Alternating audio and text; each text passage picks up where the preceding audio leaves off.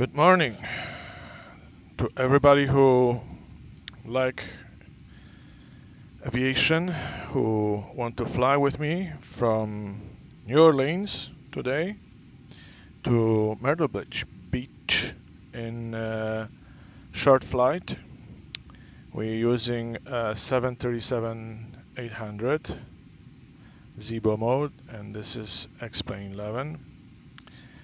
And I don't want to waste too much time, so we're just gonna go and hook up the GPU and connect GPU.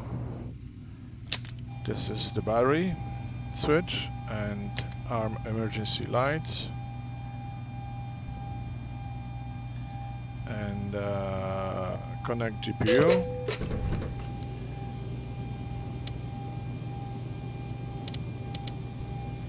Those switches have no effects except display, so many pilots don't even use that. Well, I'm not a pilot, I'm just an aviation enthusiast and a simmer. So I'm just gonna adjust, well, I'm here already, 310. This is our altitude. It's higher than Simbrief was telling me to go, but I think it's gonna be better. We're gonna put seatbelts on and put the lights on and this one down. Okay, so everybody know that somebody is in the plane already. Now we're gonna align our navigation. So you wait until this light goes extinct and goes align, and if you're interested, you can see how much it's gonna take to align. It's gonna take 6 minutes. So we're gonna go here, extinguish the master caution, put some more lights,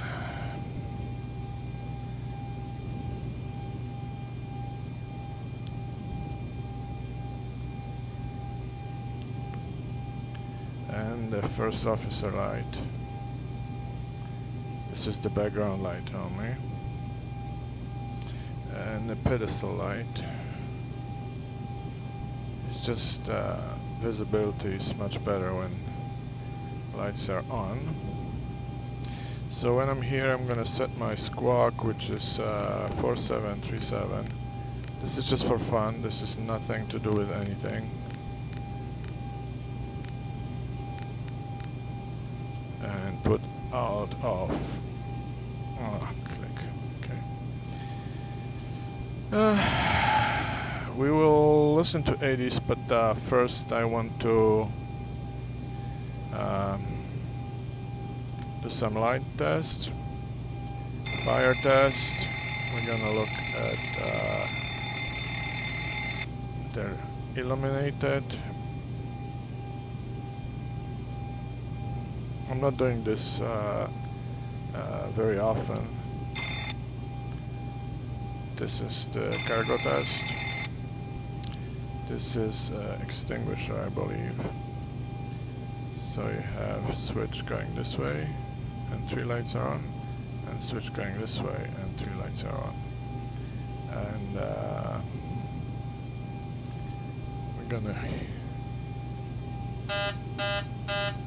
we have the horn, and when we're here, we're gonna put brakes to RTO. And that could be done a little bit later, when everything is done. So we're gonna go to overhead panel and test other stuff too. So this is stick shaker, left and right, overspeed. Come on, good. And overspeed on this side. This is just to flip that basically and see if it's okay. The light goes on, yes. The light goes on, okay. And the light goes on. Great.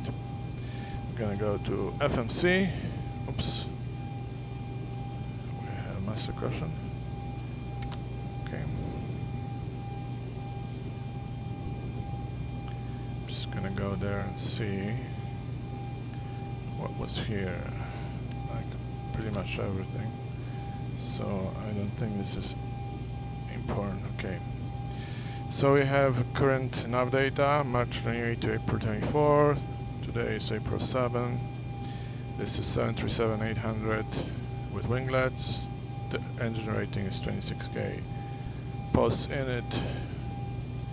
And I'm going to take GPS left, copy to the scratch pad and paste here. Okay.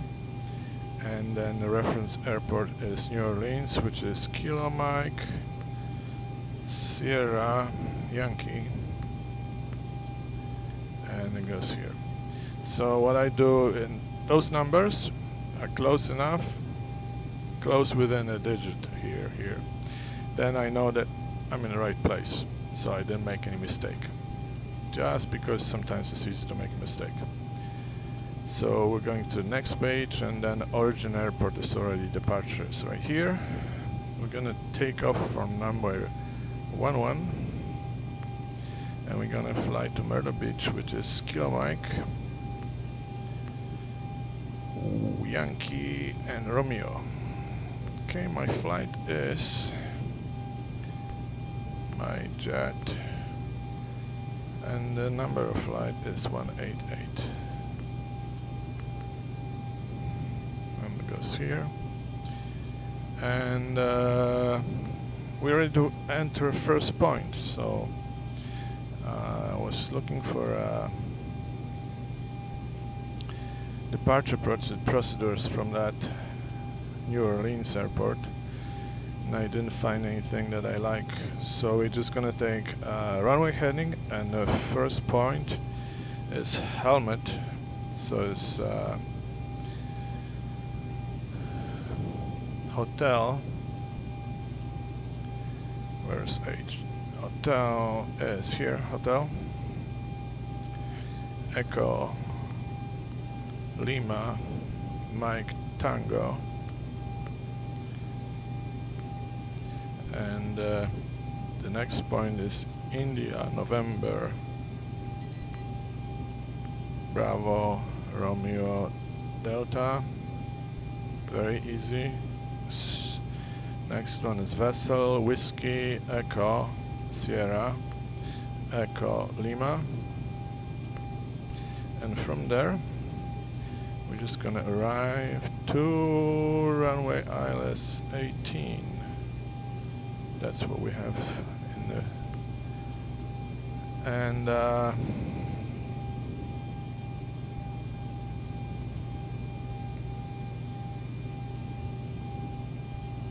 I have to look again at because I have a different route here.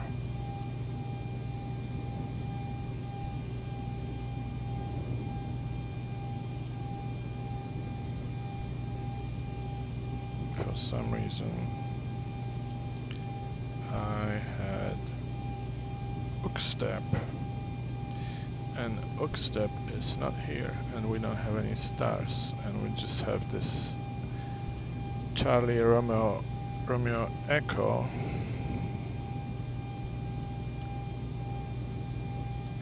VOR, which is not what I really want. And okay, so we're just gonna leave it like this. Okay, route, activate, execute. Good. So I probably manually gonna enter the points, but first I'm gonna go with the flow. So perf init, zero fuel weight is 60.2, which is heavier today. Coast no, 2.9 is my reserve fuel. Cost index is 29. Goes here, and we have fuel, which is here. I have to add everything, so just wonder why it's not adding. Maybe I'm not seeing that properly. So yeah, go here. No, this is only fuel in kilos.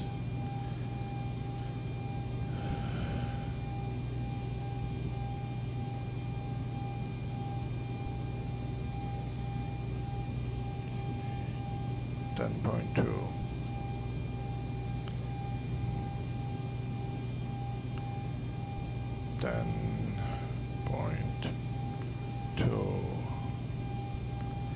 For some reason I thought that that is better view. Those circle ones, I can select it in different ones, but and they adding all the fuel all together, so you know right away. But just leave it as it is. Flight level 310, and the wind is on top of a climb is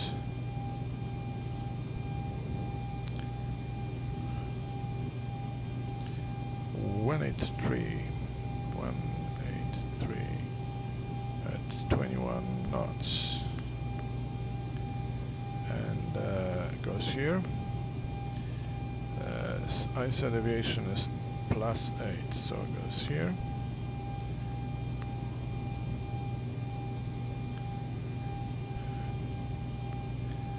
And the temperature outside is 26.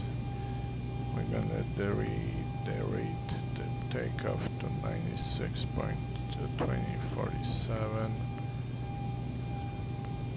Good.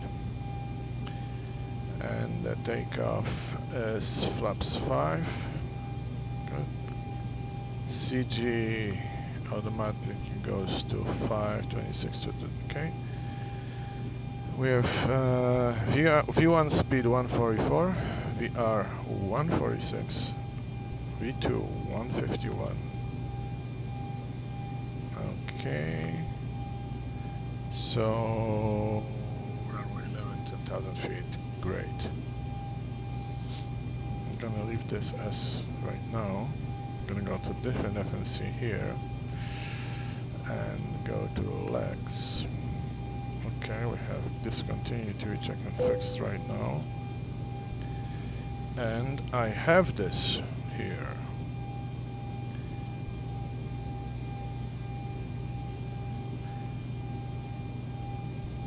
Hook step bevet, and the next one is Jocksuit, yes. Mode execute. And the next one is okay. That looks good. So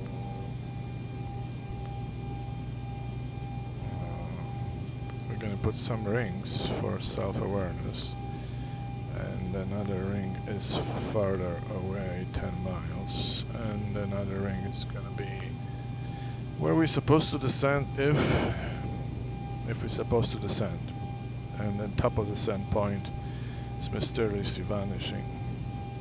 So in order to find out, I go 3-1, that's our cruising altitude.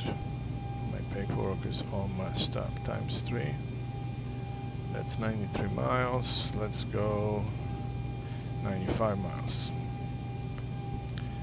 And we enter it here. So we go back to legs and go up, up. No, we cannot do this. It doesn't work that way, so we have to go this way. From farther, we're gonna move this knob. I'll give myself more room. Okay, now it's better. To plan, from map to plan right here. And then we're gonna zoom down on map and FMC and step through it to find out what's going on. Okay, So we're going flying from runway 11 directly to helmet. And then the next one is going to be inbred, bird. Next one is vessel. Next one is book step. And the procedure tells me to turn left, go for 1 minute, take a loop, and come back this way. It's not marked here.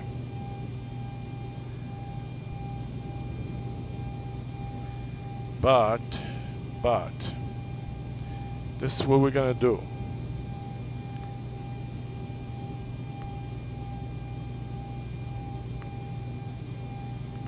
And you see those rings are here. So next is miss approach, go 3000 left turn to, no, right turn to plan, and hold at 3000 feet.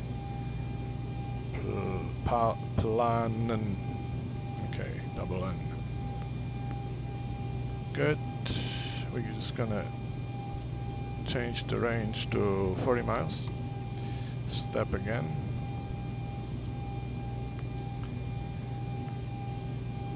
So this is top of descent point. I'm just gonna go and do this. So you see, top of the descent point and my ring is almost the same.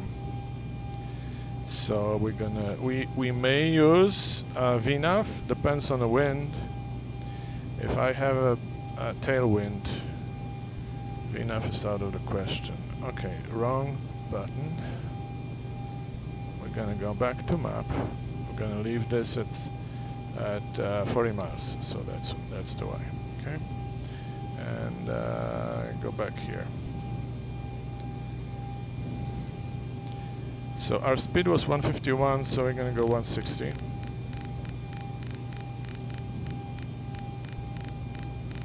Because we're heavier than normal. And runway heading. And here is 106. This 106 is set. I'm gonna go to 5,000 feet initially. And right now is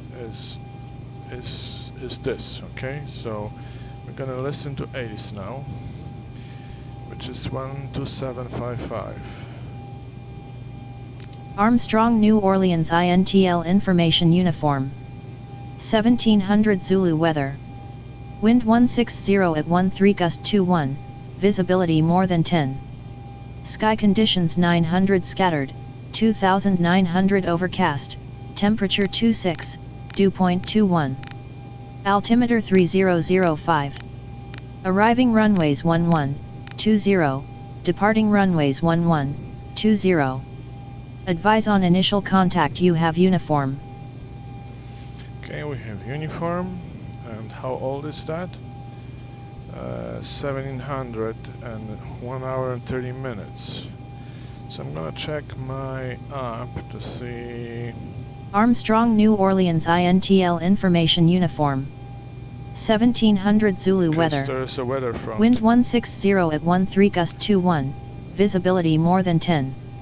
Sky conditions Moving. 900 scattered, 2900 overcast, temperature 26, dew point 21. Altimeter 3005. Arriving runways 1120, departing runways 1120. Advise on initial contact, you have uniform. Okay, now I don't know who to believe. This is local time 10:53, and we have local time. Armstrong, New Orleans INTL Same information thing, uniform. 1.5 hours. 1700 Zulu weather. Wind 160 at 13, gust 21, visibility more than 10. Sky conditions 900 scattered, 2900 overcast, temperature 26, dew point 21. Altimeter 3005.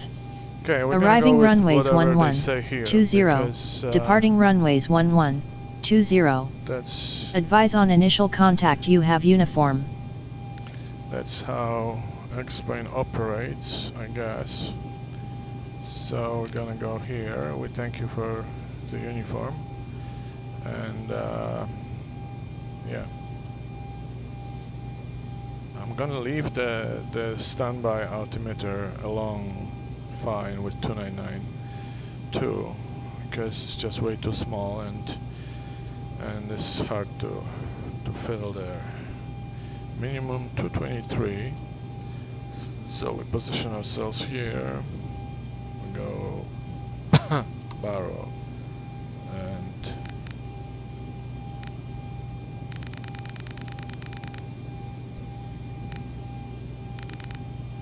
two.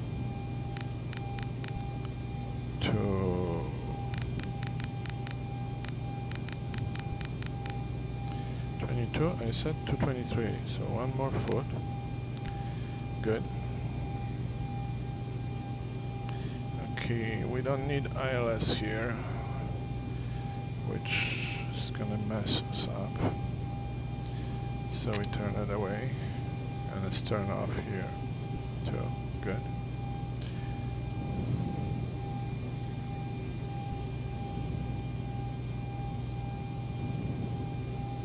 So I'm gonna have some calculations here.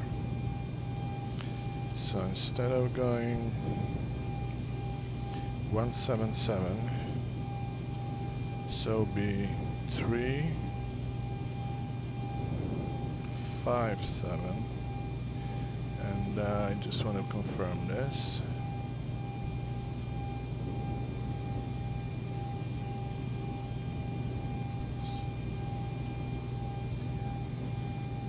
It's 357. So we're gonna turn left, 357, and we're gonna fly for 1 minute and turn around.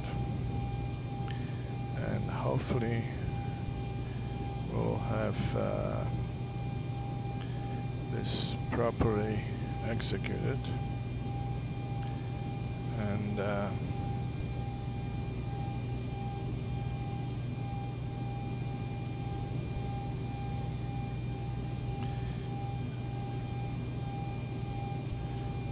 go back to New Orleans, which is here.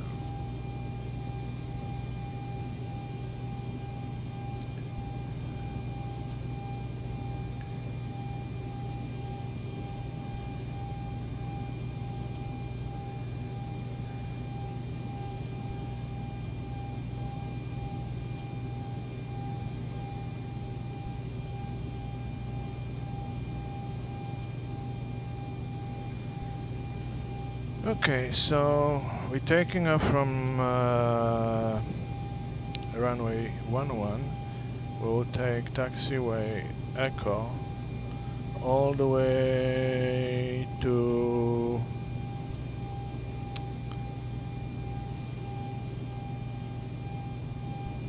Alpha, all the way to runway 11.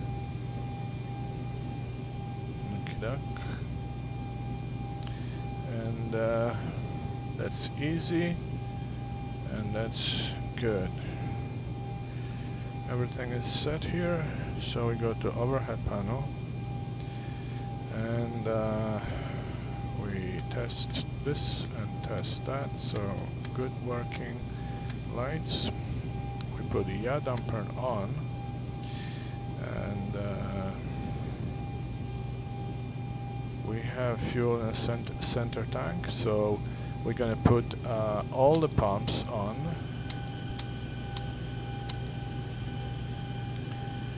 We will be turning APU on, so this is what's gonna happen.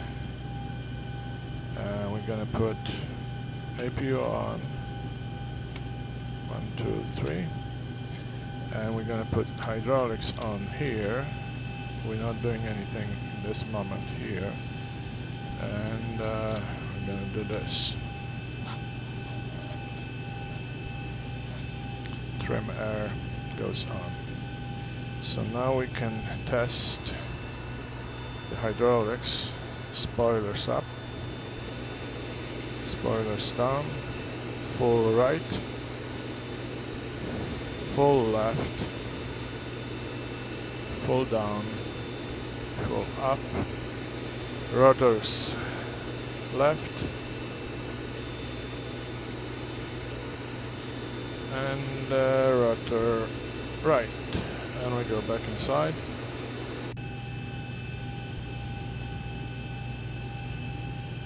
Good.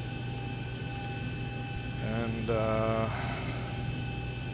check that we can arm flight directors and arm auto throttle. We're just gonna leave it auto throttle off right now, okay? For some reason. Because I had issues that auto throttle is cutting off all the time on takeoff. So I really don't know what is the fault. Maybe I should do this just before I'm entering the runway. So this is what we're gonna do. Okay. So we all set here. We have APU available, so we're gonna put APU on a bus, and you have a number here, so that's fine. And we're gonna go here to disconnect GPU and plan our pushing us back to this, no, that way. We have a good company next to our right, which is Air Canada. This is national carrier from Canada. That's where I'm gonna do this. Round to cockpit, plan acknowledged. Call me through the menu when you are ready. Okay, so basically what we can do is call him, because it's gonna take some moments. Ground to cockpit, tow is driving up. Tow is driving up, so we're just gonna check that everything here is fine. We have a APU bleed on, pressure is on, and we're gonna turn anti-collision light on and wait for Mr. Tow Truck to push us back where we need to go.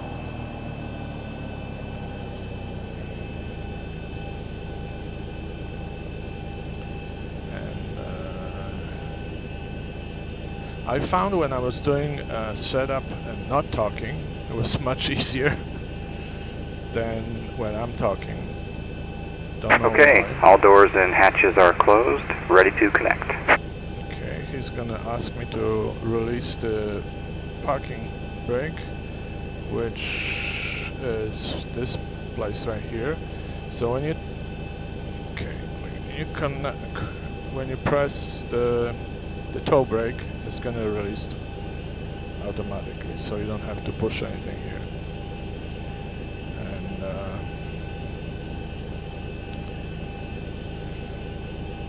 just gonna go and see what we have. Trim 5. Let's say do this, okay? Because it says that it's supposed to be 526, which is 5 1/4. So connected and bypass pin inserted. Release parking brake. Okay, so it's asking to release the parking brake. Where is the parking brake? Now we're gonna start. Starting pushback, and you may start engines. Okay, so we're gonna start from number 2, and it goes like that. And we have rotation and 125%, and we introduce fuel.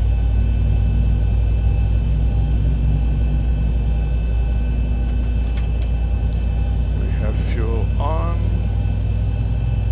and EGT is rising, fuel flow is rising.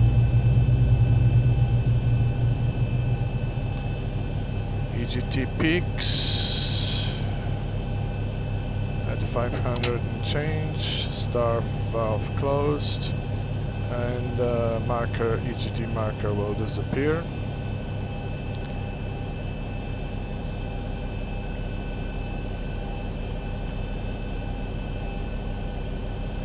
And we have oil pressure, and engine goes on the bus. So continues. We can turn the pitot heat on and go to generator number 2. And we have engine rotating. So we go back here and start this one, which is on this side. That's number 1, left engine. So N1 is rotating faster. That's what gets air compressed. Operation complete. Set parking brake.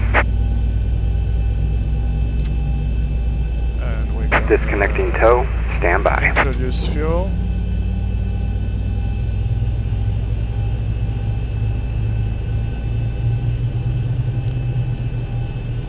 There's a fuel flow. EGT is rising. Start valve closed. EGT peaks, and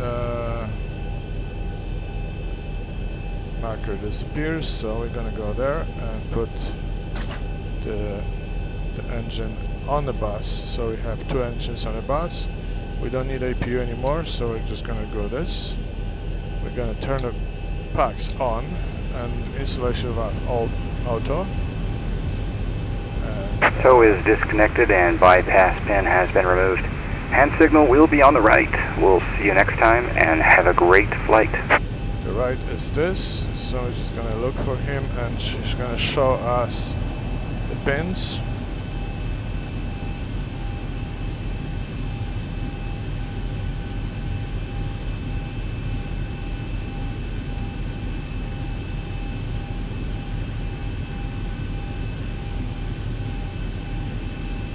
We have a pin, one and then thumbs up and a flag here. So this is what happened. So we almost ready to go. Yes. Okay, except one item which is very important. So we're gonna release the brake, put engines faster, and we have horn. So that tells me that we are not set up for takeoff. We need flaps, and we're taking flaps 5. So this is flaps 5, and flaps are extending. Okay. Go back inside.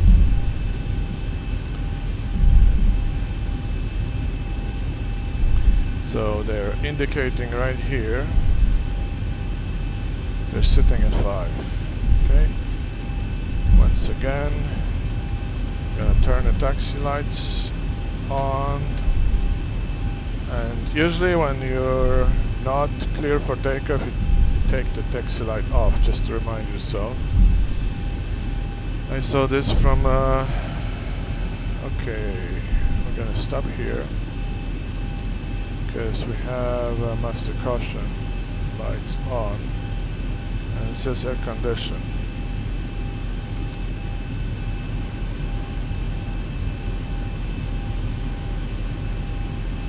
We have packs on. Altitude is set. This one is at 0 because we're flying to the airport at the sea level airport. And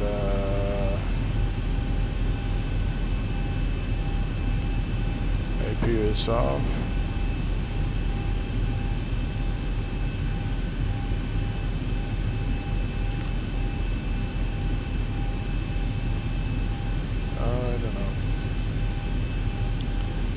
I don't know. Computer glitch or Okay, we're blocking the route. That's good because normally those baggage trucks are blocking everything.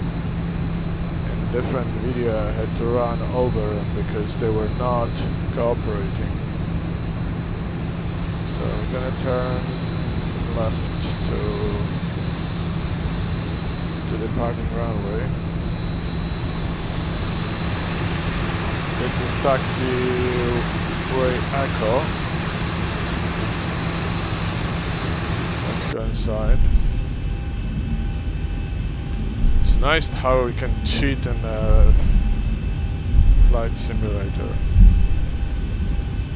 You can go outside if you want, check everything, then go inside, check if I'm on the center line, so I'm just gonna go like this,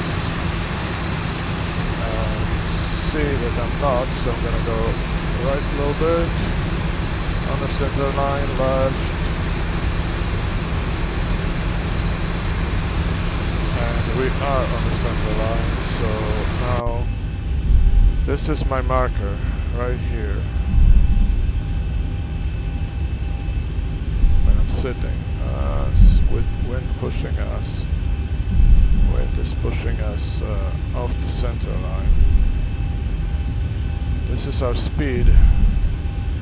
We have 27, 28. Now we can go a little bit faster here, about 20.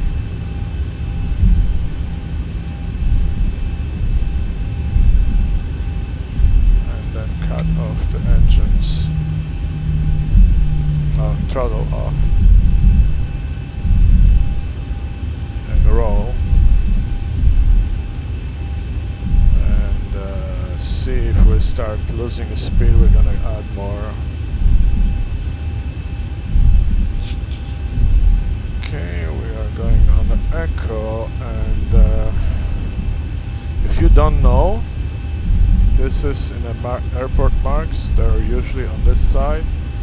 So the black letter is where you are on, okay? And then so you see this is on the opposite side from the traffic going opposite direction. There is another one here. So it's telling me that taxiway Charlie is right and we are on Echo. And then next one is Cargo Terminal 3 and Echo. So that's how the airport signs are organized. We're gonna add a little bit of thrust.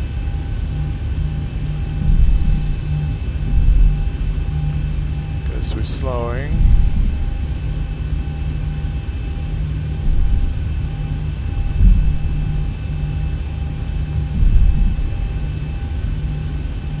I don't want you to be proficient from the first video that you see.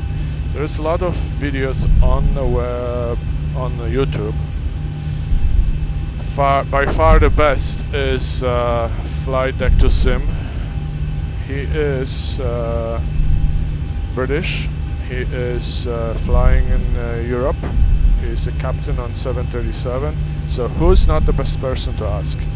And he is passionate enough, you know, that is showing us, people who have never been through school, how to fly safely 737. There's another air pilot doing this on the Airbus 319 and 320. I think it's called V1 Simulations, but I'm not sure. He's doing absolutely the best tutorials for Airbus. So if you're flying both, you can find excellent videos. Everything else I'll take with a grain of salt. Means like, if you see that person is flying and it makes sense somehow, you can see that you can do it this way or something, but the most important thing is probably set up FMC properly, that you're not making mistakes and you're not flying with a fuel which is for a short road, let's say 1 hour, and you don't have a waypoint that is sending you the other direction 2,000 kilometers, okay? So this is taxiway alpha. I'm gonna go way to the end. Okay, we're gonna cut the throttle.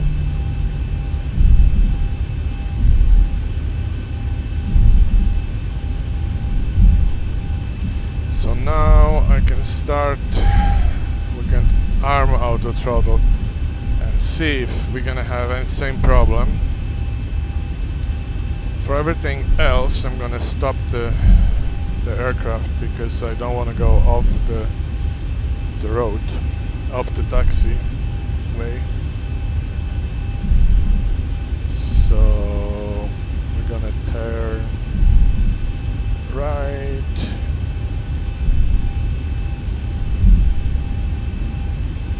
Another thing is to confirm that you're in the right spot.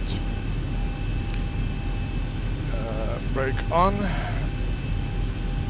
If you set up brake to authentic or how they call it, the way they're supposed to do, you have to press the toe brakes first and then flip the lever. Otherwise it's not going to get engaged.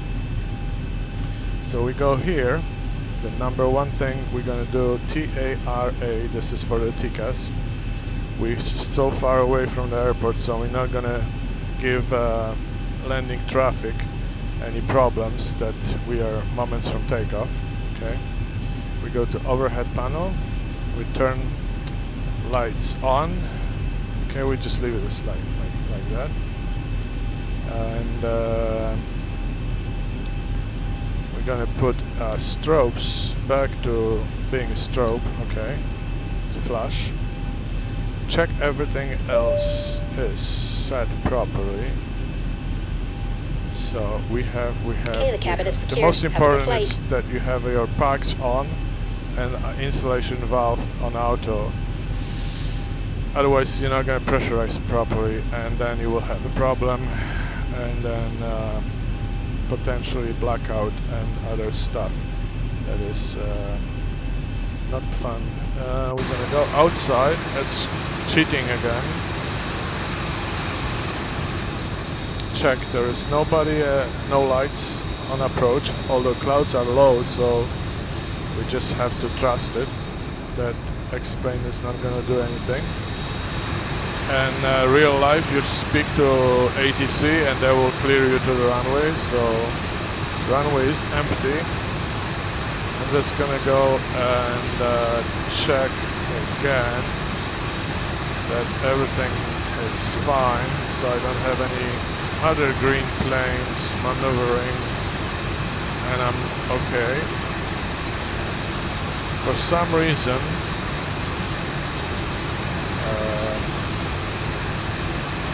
Kilo Mike Yankee Romeo, enter. So this is our destination. We're gonna go. We're gonna check the approach. Approach is clear. We're gonna go back. Okay, we release the brake and roll into the. We're gonna start the clock and put some thrust. This plane does not like to turn right away. It wants a little bit of speed, and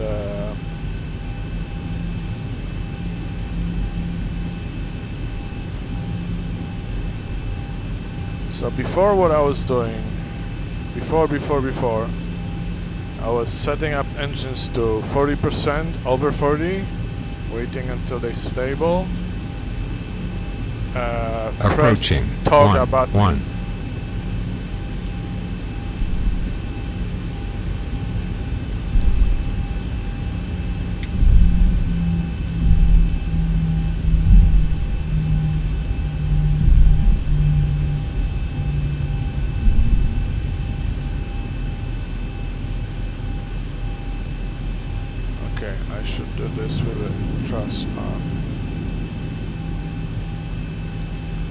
So you see, this is what's going on. It does want to have a little bit of speed to turn.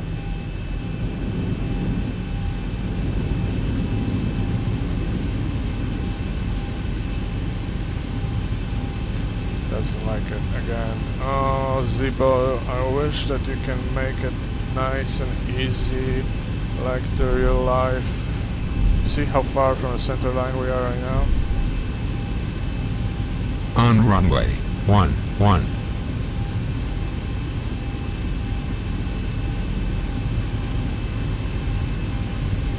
So this is what I was doing, and then pressed the toggle, and I was supposed to have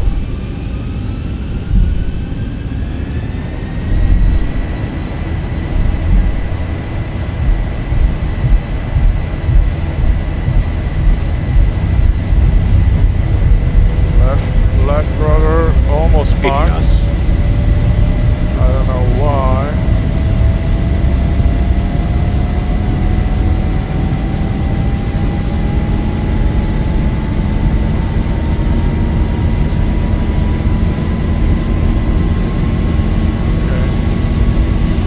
V1, rotate.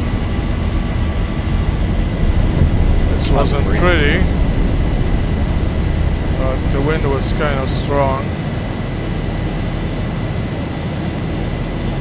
So we're positive rate, gear up. 400. And we're just gonna fly. See, wind is pushing us. Wind's pushing us.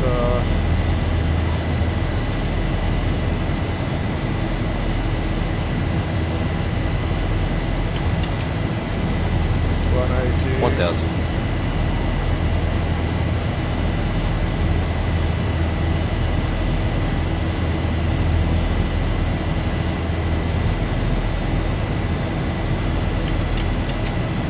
Flaps up. We're gonna go LNAV, Command A. Back up the speed to 250. What is our... We're gonna increase the speed to...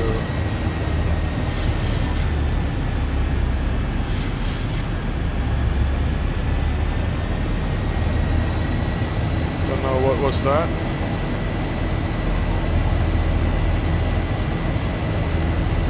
Let's say 10,000.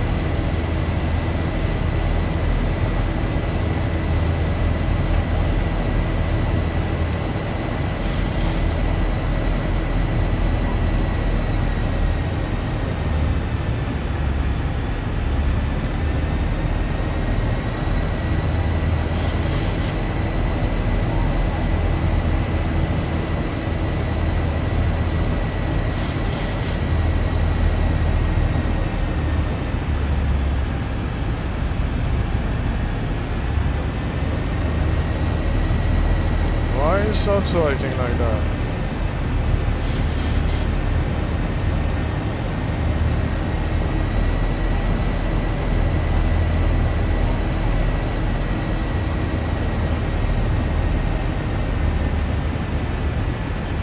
We set 310 here.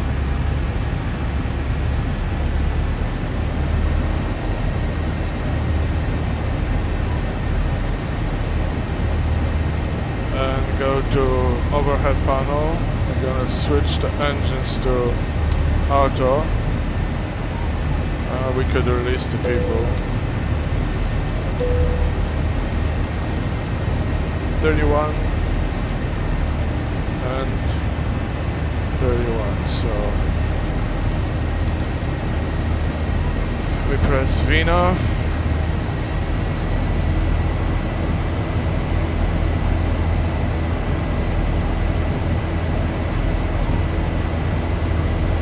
The speed is and vertical speed is going to be managed by VNAV right now. Excuse me. So when we pass 10,000 feet,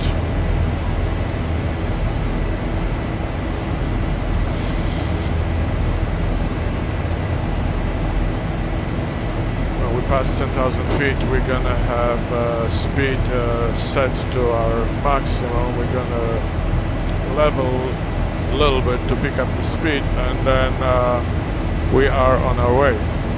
One thing you have to be careful that there is a little bit of fuel in the center tank, so we're gonna have to turn the pumps off when the light goes on. Okay, so we are climbing, we're pressurizing, and everything is looking good. The sounds are good. So, ladies and gentlemen, please continue to observe the fasten seatbelt sign until the captain has switched it off. We do recommend. okay, we're not going to listen to that.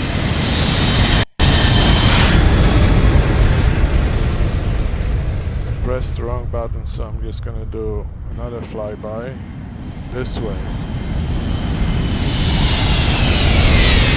That's what I was trying to do, but the plane is, if you see this directly outside.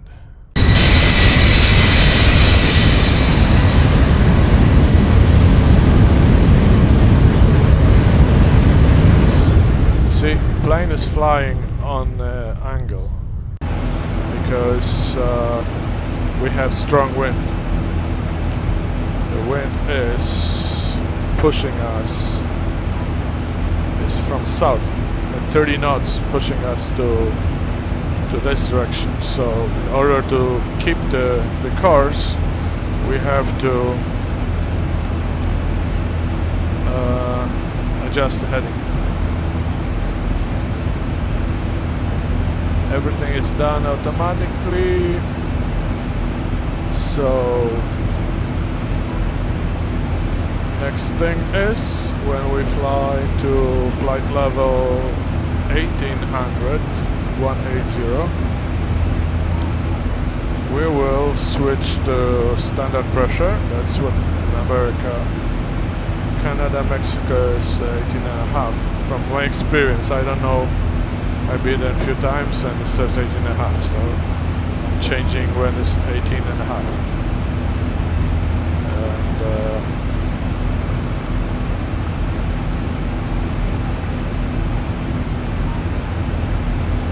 good, everything looks good now.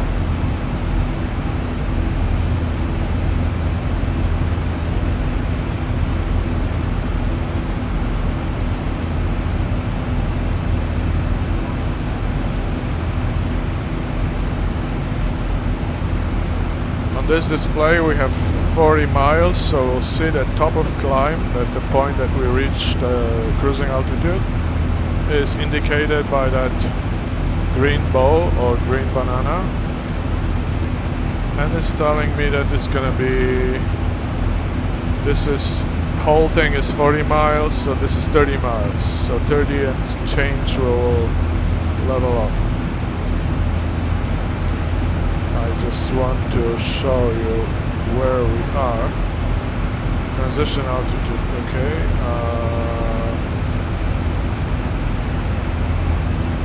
This is gonna be, for some reason it was tricky, so I have to zoom in because I press on the border of these buttons and then the tape starts rolling. That's not nice.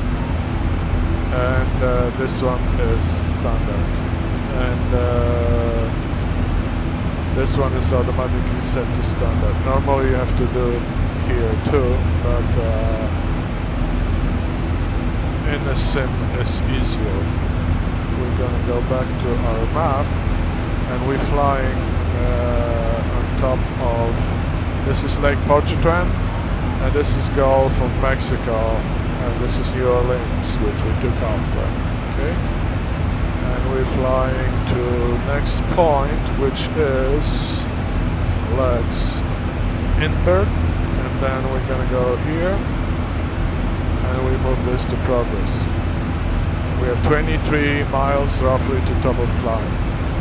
This is our fuel, this is how much fuel we have right now, how much we had at helmet, how much we will have at Inberg, and so on and so forth. I'm gonna go to Myrtle Beach because this is a short flight, so we don't have too much time.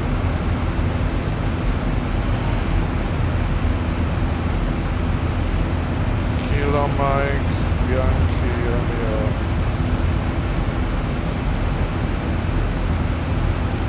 And the weather over there is wind 100 at 5 knots. I love that.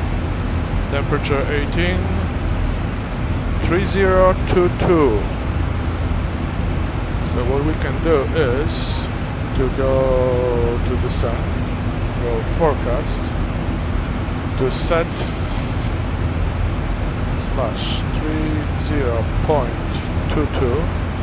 That's what this says, yes. We may have a different setting when we listen to 80s, but right now this is what we have. And I'm gonna put winds on the sand, so altitude 2,200, I'm saying 20,000 feet, 150, 1,500 feet, 100, that's 10,000 feet, and winds are 267, 25, and 281, 281 at 25, and 288, 22, 288, 22. So we're gonna accept this for now, but we can change this anytime we want. So another thing is, we go to progress, we will land with 6 tons of fuel. So, and right now we have 3, so it's easy to calculate. So we're gonna go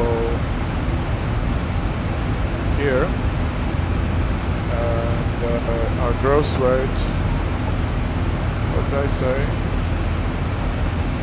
We need -3, okay. Graph. So 6.2. 6.2.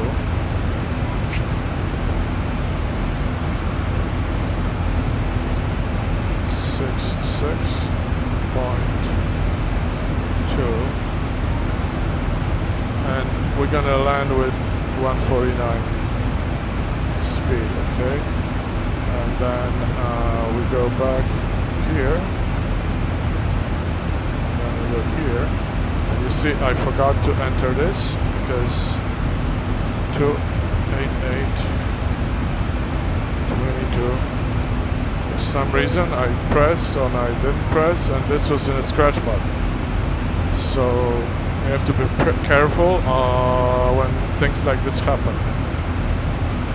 And we can go here and see that we are 108 miles from Inberg, and we are still not cruising, but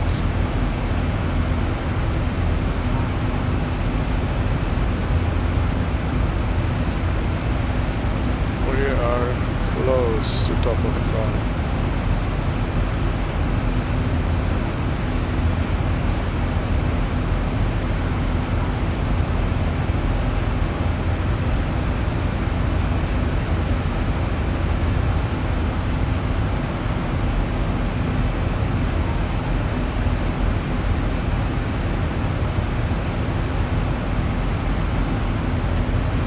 See, we have tailwind, which I said I'm not going to use VNAV for descent with tailwind, but because we have to turn around and do this loop, we will gradually lose a lot of speed, fast, nice, when go. So initially I may use VNAV,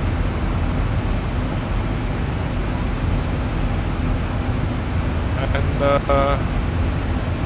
1,000 to go. 1,000 to go. So we are Gulf Power Gulfport here. This is Mobile, Alabama. And we're cruising nicely here. So we go to this place. We'll tell people to relax, we level off. Hello again from the flight deck, your captain speaking. We've just reached our cruise altitude and the seatbelt sign is now off. Feel free to move around the cabin, but we do ask if you are in your seat that you do keep your seatbelt loosely fastened in case we do experience any unexpected turbulence. Otherwise, invite you to sit back, relax and enjoy the flight. So this is the cabin.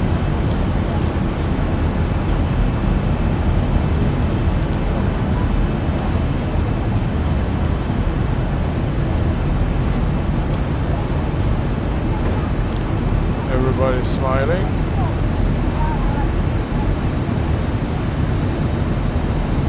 And yeah, I mentioned that one thing, the doors are not armed. Usually this flag is moved back to this position, so it's across the window, and this is down, hooked up here, so the emergency chute will open when you open the door. That is not modeled in ZEBO mode, and that's okay. That's okay. 82 miles to inboard, and then 395 miles to vessel. I'm from Europe, so I read this as a vessel with like a V. Whiskey Echo Sierra Echo Lima. That's the proper way to read. And here it's gonna tell us now to top of descent is 433 miles. And you see this changed already, so we'll have less fuel on arrival, but that thing is calculated. That's why it's better to do calculation on a cruise, because it's more predictable how much fuel you're gonna use. But we're gonna still aim at 30 and 150 because the plane is a bit heavier than normal. Normally I'm using 145 with a lighter plane, but we have 3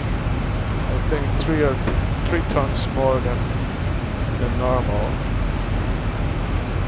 So I took the payload, and fuel is mine idea, but I always take more fuel. A little bit more than Simbrief is telling me to do, just in case. Yep, because I had bad experiences earlier, and I don't like bad experience. Like yesterday, I had a video. Not a video. It's not gonna be released because landing in your lanes was really kind of like an emergency border landing, and it wasn't pretty. So I'm not gonna put this up. What happened, I'm just gonna tell quickly. I think I made a mistake. I pressed the button to approach, and it was too far, and maybe it did not read approach or whatever. It starts turning left, so I want to correct, so I put a heading on, and I start fiddling with here, and what happened, that I lost all the control of autopilots. 74. So none of those buttons I could engage anymore. Don't know why I did not have time to disengage and engage again and see if it's working. I kind of said, okay, I'm gonna follow the dots here, and for some reason I pick up too much speed, and when I realized the speed is increasing, it was not enough time to slow down, and I was landing, well, with a speed a little bit higher than it's supposed to be, so it was bounce landing, and I'm not gonna share this with you because I didn't like it. So I only want to show nice stuff, proper way. And if I have emergency and I figure out everything correctly, and see, that's why I'm not streaming, because I'm perhaps not ready yet for surprises. But well, I have many surprises during the virtual flying, mostly with this panel here. Buttons not functioning, and then I had to fly manually. I had to trim aircraft manually, adjust speed manually. It is a lot of work and it's tiring, and flying 1 hour like this, it makes you exhausting. So yep.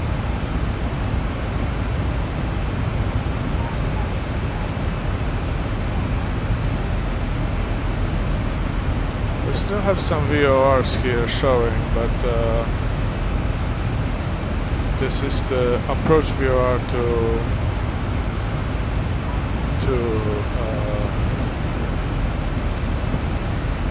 New Orleans. So what we're gonna do is we're gonna set the frequency, which is 109.5.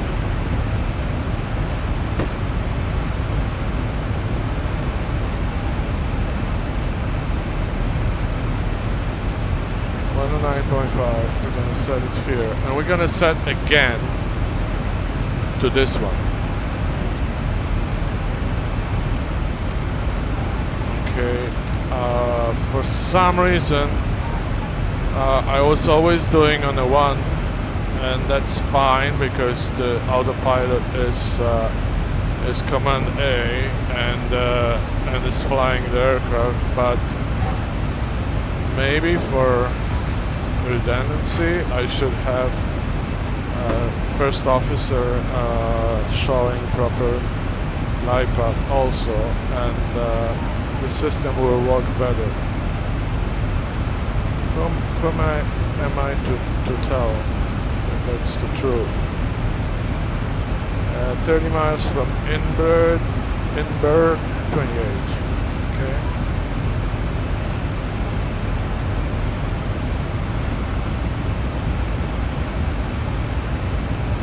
And also I was kind of landing with a crosswind,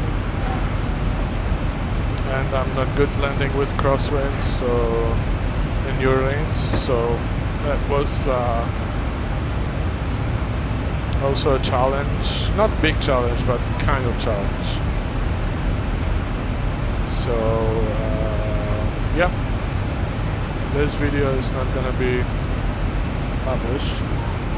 It's gonna be for my own use only, to see in which point I made mistake and what happened. Well, that's the main idea. I don't want to be famous. I don't want to put like lots of videos on the YouTube and have okay, don't get me wrong, I would love to have a following crowd that likes what I'm doing, but I'm not here for a fame. That's what is going on. So that's why I'm not gonna go to other people and post my link and ask them to come and visit and do this. No, if you find this video on your own and you like what you see and you like my comments and you're okay with my accent and everything else, I will be happy to have you on board. Click subscribe and highlight that bell, and whenever I post something, is gonna be there. Right now, it looks like weekends only. It's gonna be the time that I'll have, unless I want to do something like a night flying, or maybe I'll go to Hawaii, but then I have to fly 5 hours, and I don't want to really do this, because my rules are wherever I land, then I'm taking from the same place. So in X-Plane, you can choose any airport you wish and place yourself at the airport and take off from there without flying in. That's the beauty of it. But I want to do like a real trip, kind of like a life. So, well, as close to real life as possible, or as possible as I can, because yeah, I still want to have some fun with it. And for me, fun is seeing beautiful views and flying 737. I like smaller jets too, but for some reason I like jets. Maybe turboprops I will like it too, but I started on Cessna, the first plane that is here, and I found noisy, difficult, and maybe not as rewarding as I would like to. So as soon as I got my bearings right and I was more confident behind the yacht, I took 737, I'm sorry. Different manufacturer, different developer plane I took around the world. So that was interesting. Every airport I landed, I pull up videos from YouTube, so it was almost like I was there, except I couldn't smell the air, feel the temperature and stuff like that. So that was fun. It took, well, I was zigzagging through Europe, so it took about 190 hours when I was done with it, and I flew in a easterly direction with the wind, and that plane was easily crossing Atlantic and Pacific Ocean with some stops. Pacific, I had to stop at American Samoa from New Zealand. I stopped in Hawaii, and I flew to San Francisco. But I landed with plenty of fuel, and it was beautiful. So I could fly 1 more hour or 2 more hours, no problem. The only thing is that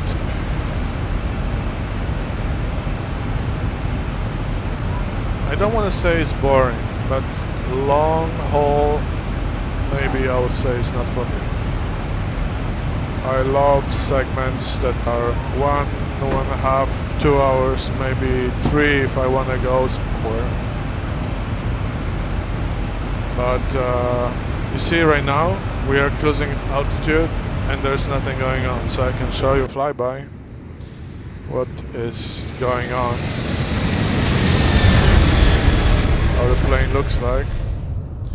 I can show you the plane, how it looks from different views. This is the engine view, a wing view. It was left engine, this is right engine, this is from inside, and this is from outside, and you can kind of move around and see from up and down. This is nice. This is like sitting on the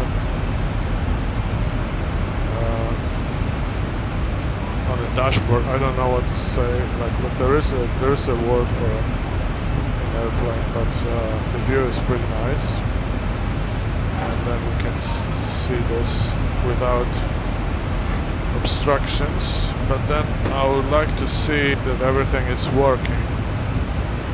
And you see, and I don't know if this is true, I arm auto throttle later and it didn't give me any problems. So maybe it's supposed to be arm at the threshold, runway threshold, not at the apron, which I was doing earlier. Again, I'm not the pilot, and I didn't go through school, and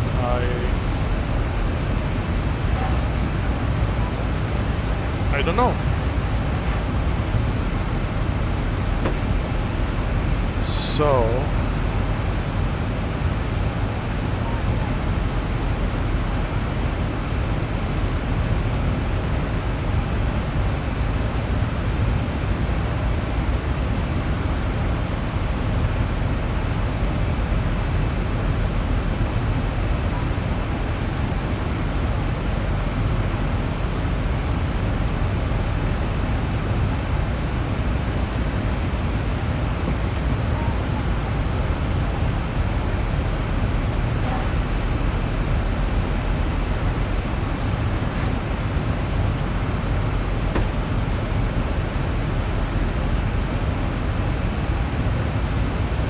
okay, I'm gonna charge my iPad a little bit. Or maybe just leave it like that. I wish the charge point is from the side, because it will be easier for me if I have a side charge, the way it is sitting on my desk. But that's a minor issue.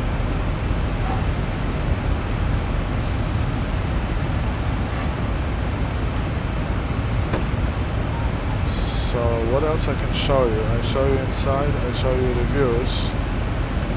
I like those when you can kind of zoom in and out and see how the plane is flying, and you see how air rotates after the plane passes. That is very dangerous. So that's why there is a space between the aircraft. That's why aircraft say heavy sometimes.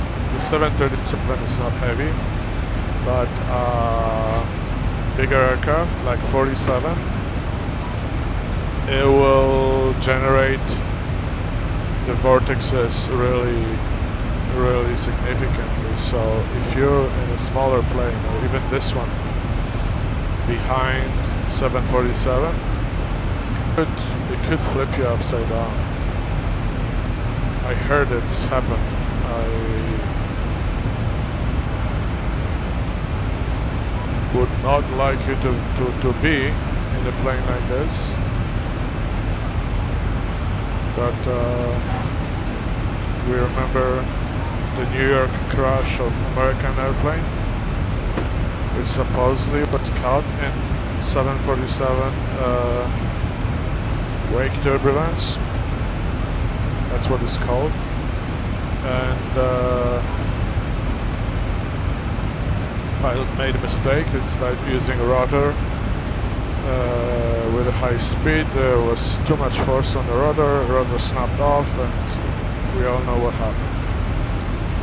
It wasn't pretty.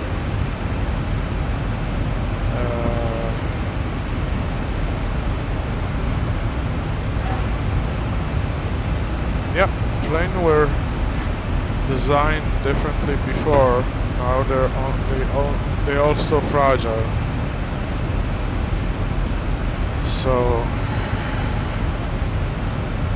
you have to be careful. That's why there's inspection before every flight. You have one crew member walking around and checking if there's no dents, bird strikes, even the glass from the light cannot be broken. You're not flying. broken or missing. I don't know if it's cracked, but that's also I don't fly. Unfortunately, I don't fly as a pilot. I would love to, and I hope one day I'll have a chance. But so far, this is the best thing for me right now. So I'm like flying with you, showing you how to operate 737, and basically having fun.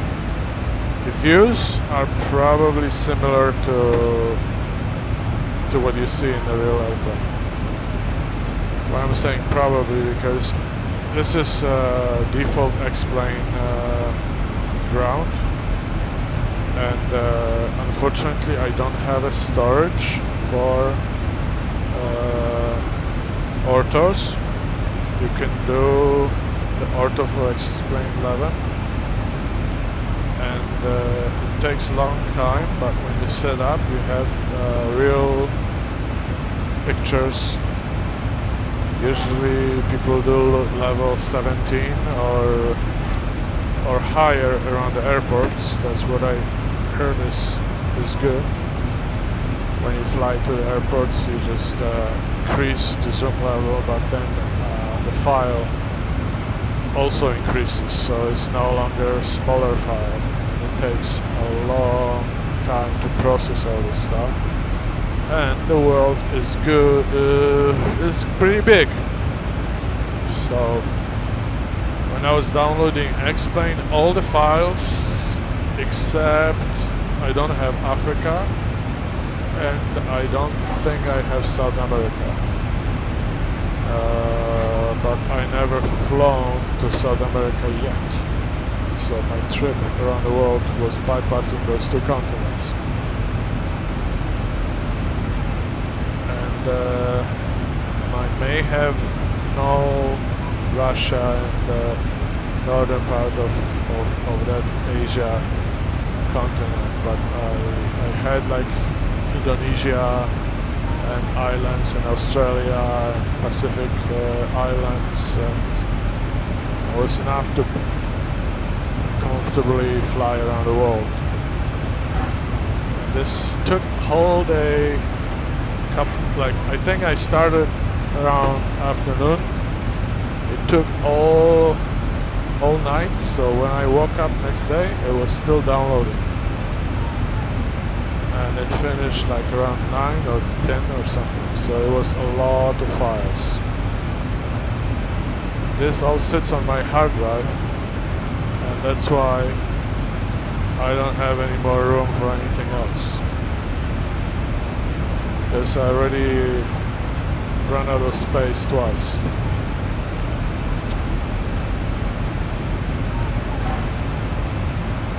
So I had to rearrange the stuff and move files to different drives.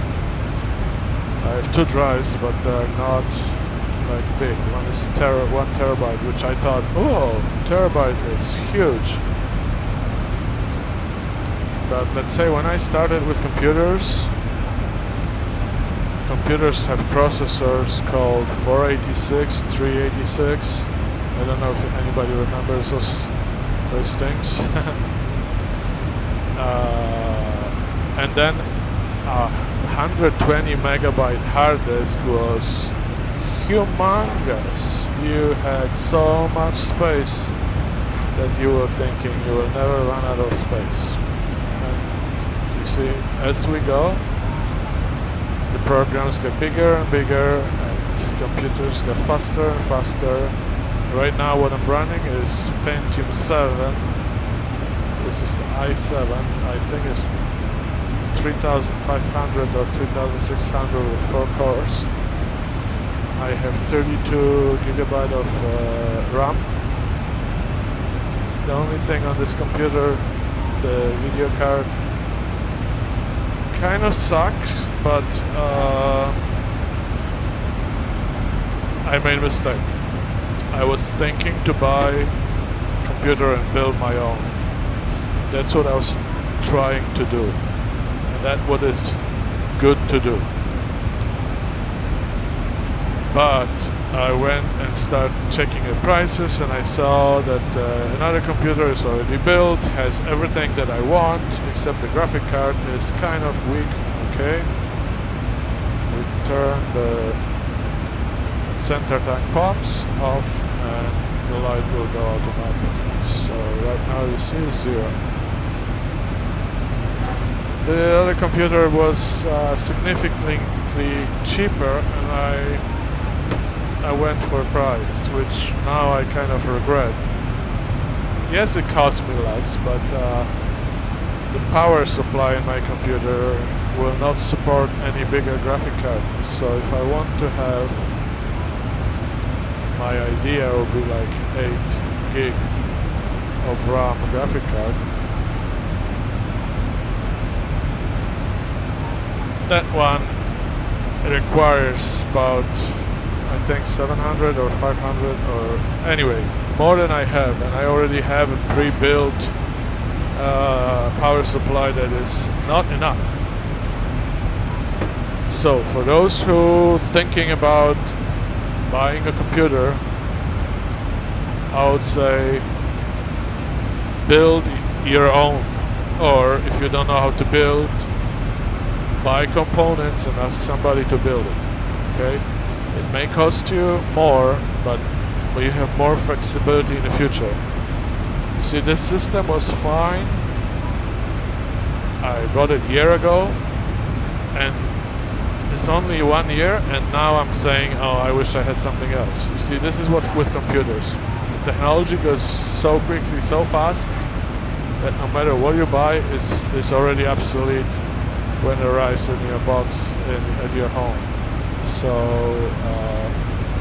if you buy a computer that is built with good quality parts, you will probably have more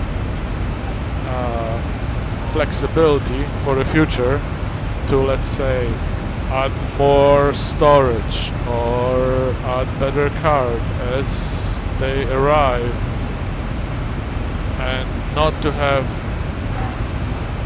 to spend and buy a whole new computer. Because for me right now, I could use memory and I could use well, the storage, but processor, that's like maybe half of the computer. Everything else I'll have to buy a new case, new power supply, new motherboard, new graphic card, and God knows what else will come in the future. So when I was thinking, oh, I can upgrade memory, that wasn't enough upgrading. Now I'm wishing that I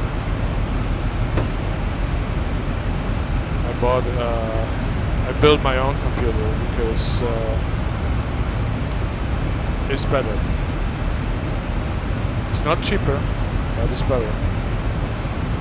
Unless, or you go to Dell or other HP maybe and find a gaming computer that is good price, and you know that you will have this for like 2 or 3 years, and because 2 or 3 years you need to buy a new computer anyway. For this kind of game, this game is going to be much more advanced than it is now, and we will have to have much better power, and unfortunately graphics is using the most of the processors, and you see, like in the top of my left, the screen, I'm running frames all the time, because when they X-Plane released the upgrade, I had this graphics set and everything, and then they tell you to upgrade, so I did, and my frames started dropping like crazy.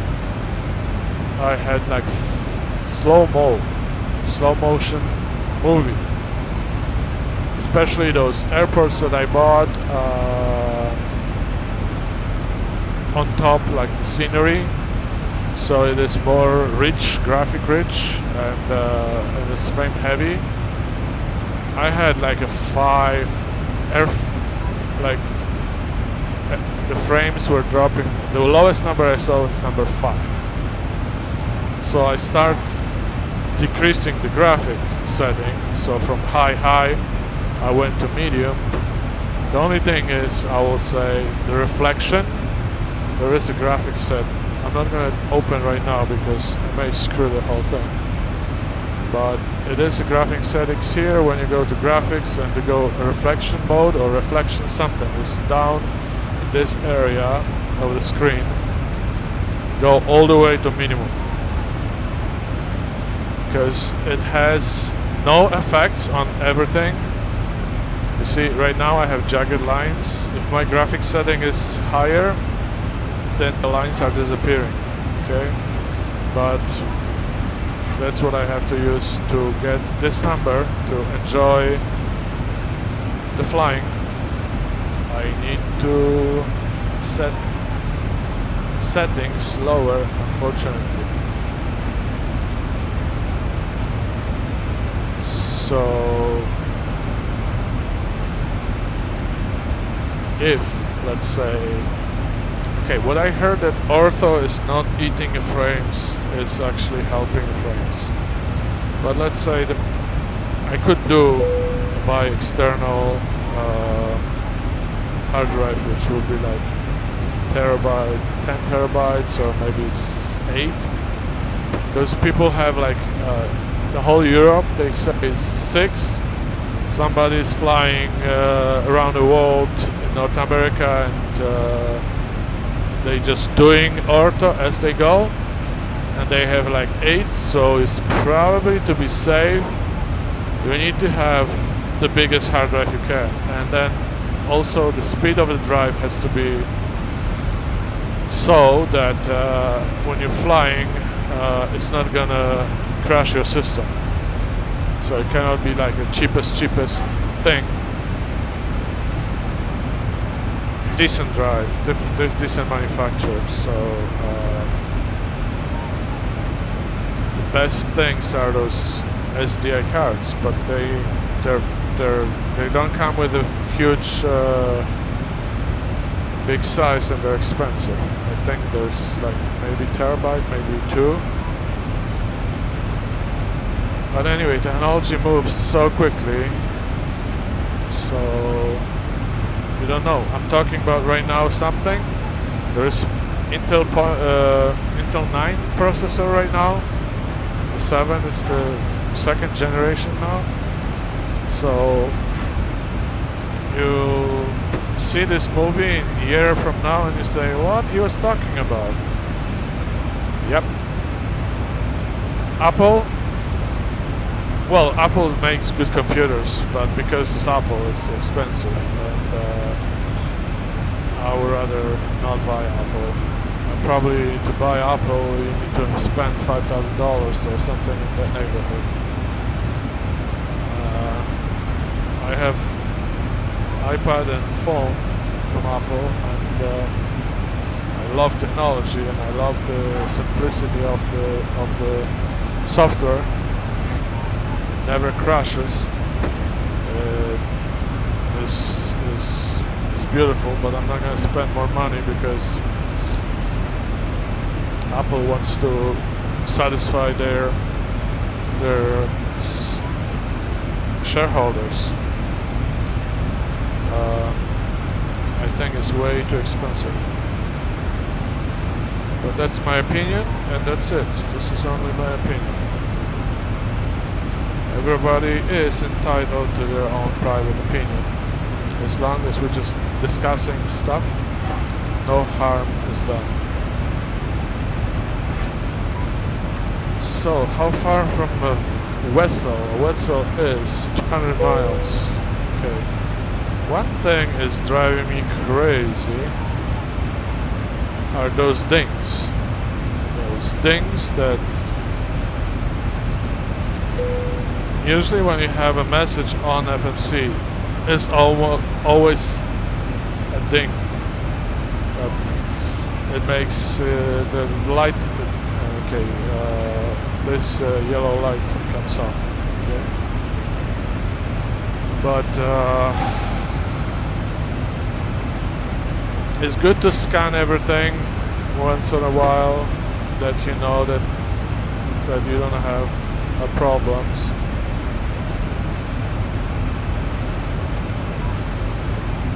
That something is not out of whack or something is not working.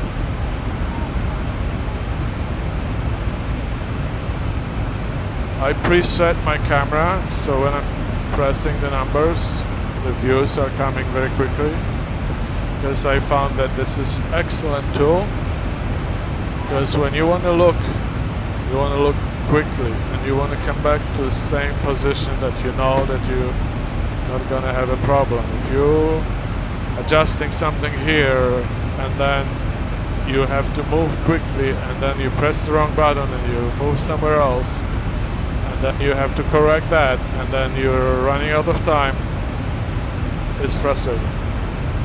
So in order to make your life easy, presets your camera. You can use control and number pad. You have 9, basically all numbers and 0. So for me 0 is this view.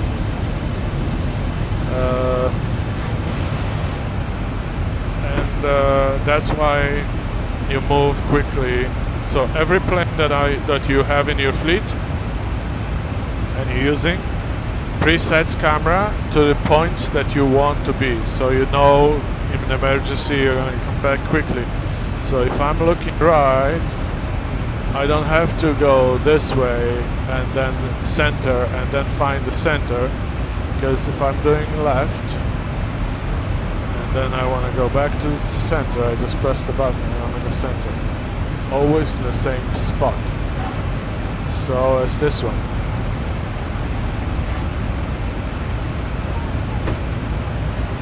You can always zoom in if you want with the view.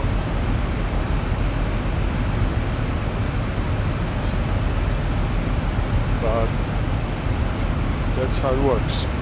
It's amazing.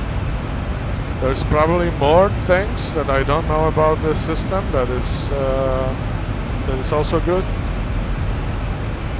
We're coming to be 1 hour before 10 minutes. 5 minutes. So this is looks like a good segment, okay? But Wessel is where's that? Is 166 miles.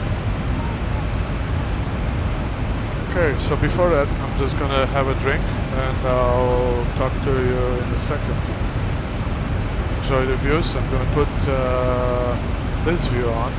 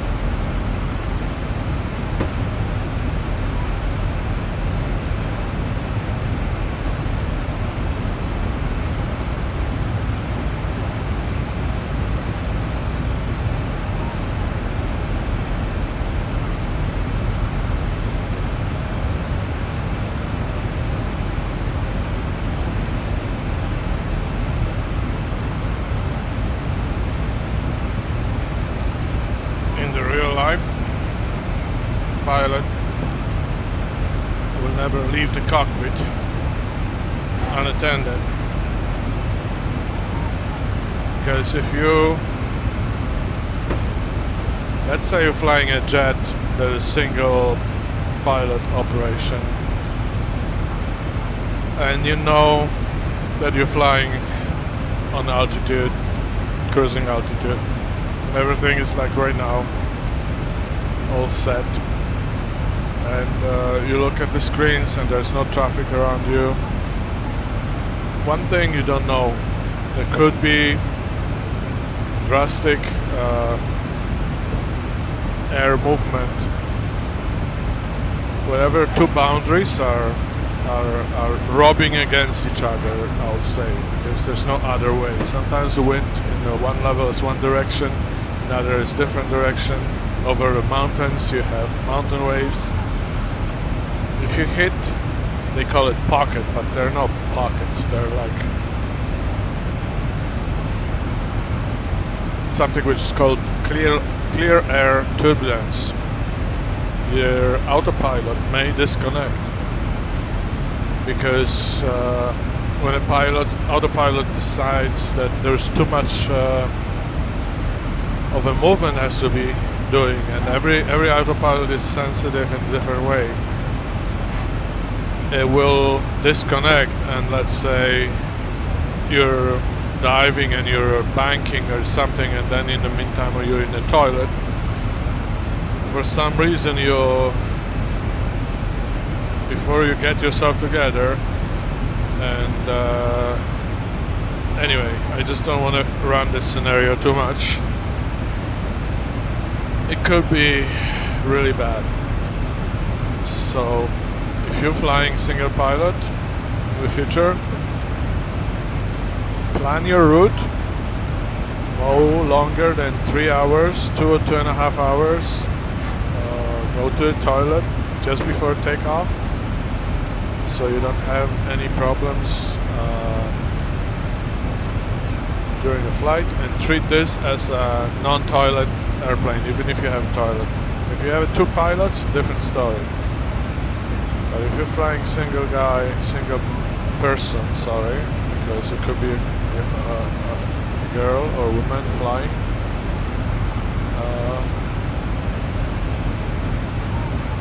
you have to be serious about prediction of stuff that could happen. It will probably never happen. It may never happen. You could be lucky so many times, but it doesn't say that that is not going to happen 5 seconds from now.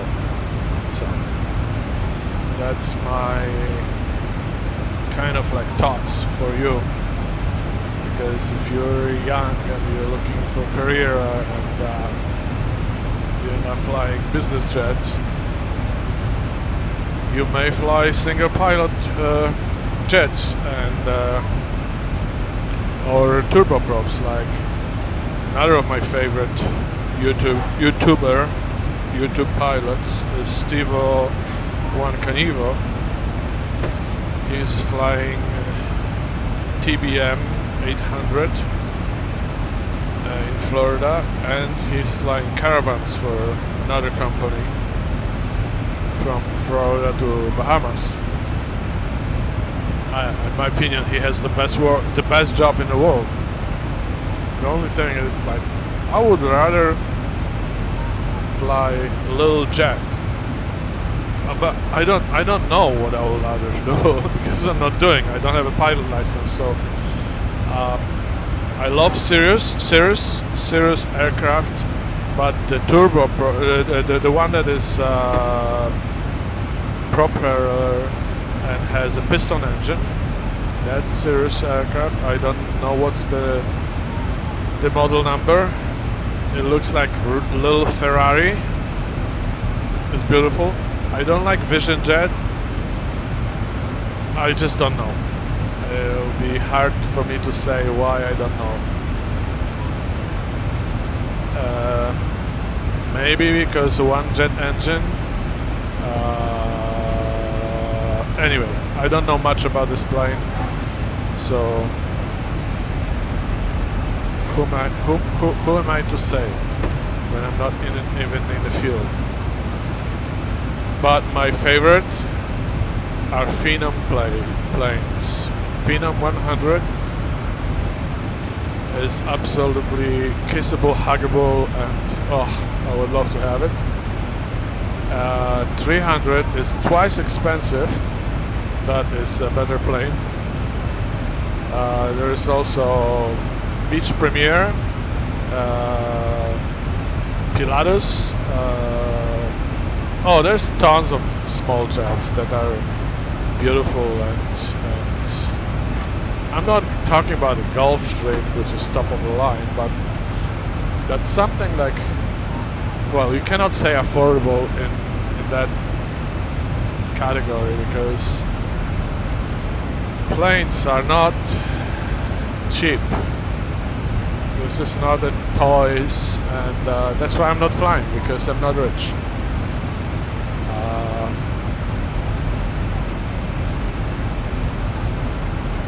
This is the flying that I can afford. 123.925. We'll see what we have here. And we have... We're gonna leave emergency on because...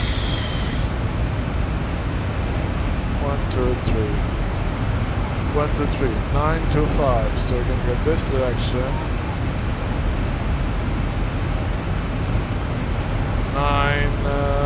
you're too far. 925. So we're gonna move this here.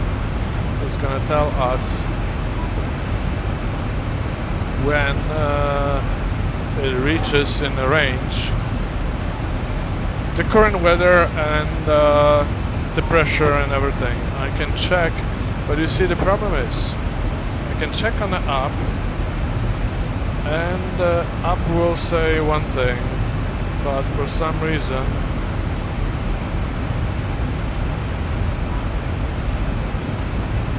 (3020)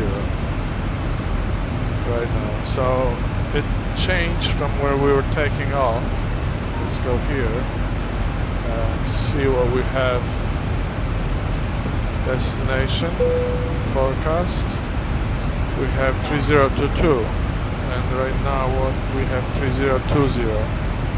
So I'm not gonna change it 300 times. I wait for no.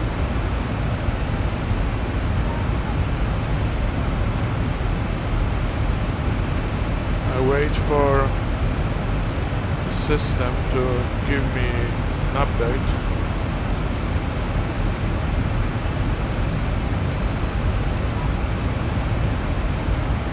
And when the system gives me update, then I'll just, because I found that probably the best way is to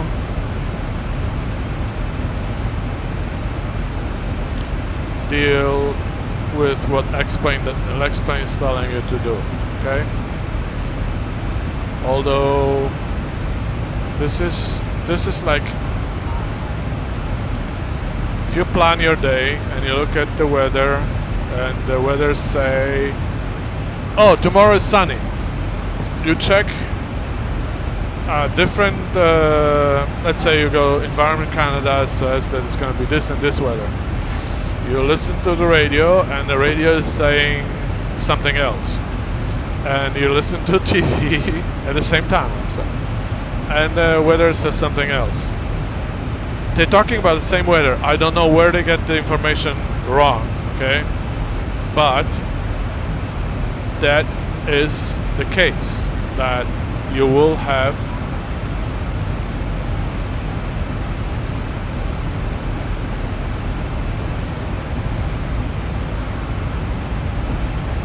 just want to experiment something, and I did, and yeah, it's working.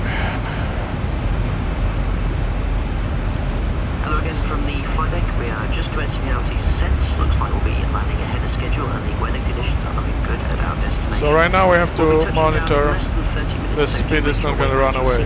Thanks for choosing the fly of us today, and it's been a pleasure having you on board.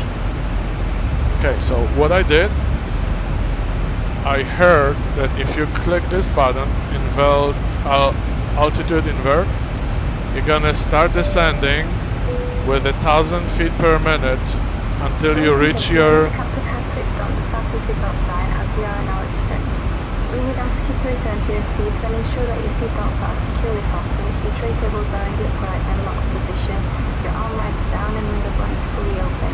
Any bags you may have removed during the flight must now be bestowed for landing, ensuring the main emergency exits and cabin aisle are kept completely clear of all baggage for landing. This should be done with either walking or standing in the cabin aisle, and we will be landing shortly. Thank you. Okay, until you reach your altitude profile, and then it starts to behave like it's supposed to. Okay, so right now it's showing me that the plane is below 1,000 feet below the profile, and see what happened when we start leveling 800, 700. You see it coming towards the profile, and this also, there's an arrow here that shows but no feet. This is the only place that you will see the feet, and when they disappear it's like 500. So right now the arrow is moving, and then it's going to be here in the middle, and we start diving. And that moment we may have a runaway speed. Arm.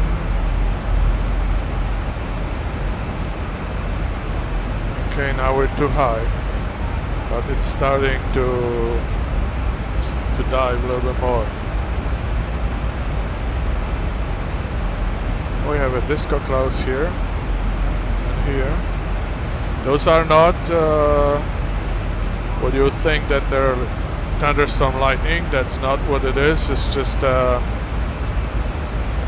explain. I think it's the mask from underneath is reflecting something, and clouds are flickering. Because it's not the clouds are flickering, certain colors are not set properly. Okay, we're gonna do speed brakes. We're gonna set to number 2, or this is 8,000 feet runway. There is a high speed exit right in the middle, so we're not gonna probably make it. So even if I put number 3, so you see the speed is running away. So what I have, there is a message here, the drag require, you see, but it dinged but did not light the light. So sometimes it just happened. Okay, so I put spoilers up maximum, and I go back inside.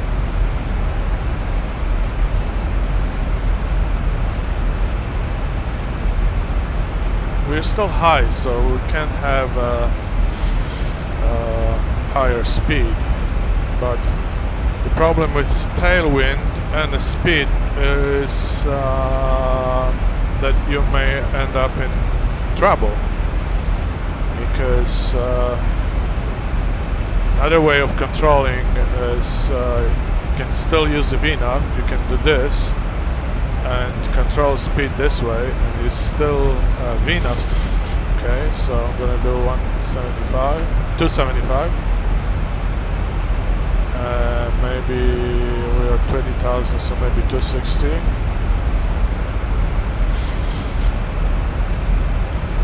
And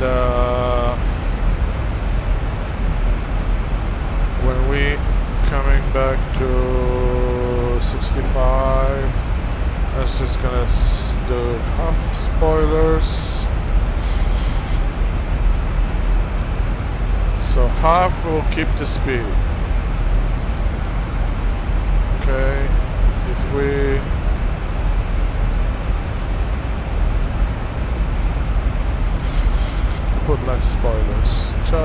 because I don't want to have an engine to run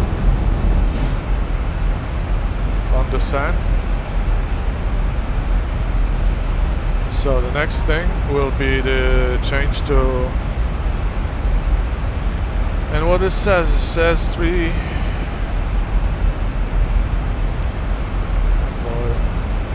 Now you see, now we don't have 80s, and I'm running out of 3020. 3020.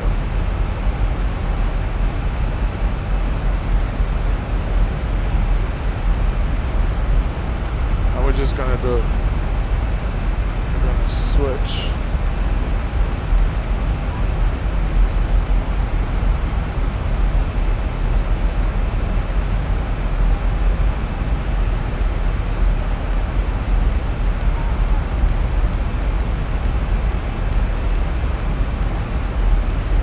Because I don't have an 80s and I have no way of knowing, I'm just gonna set that 3020.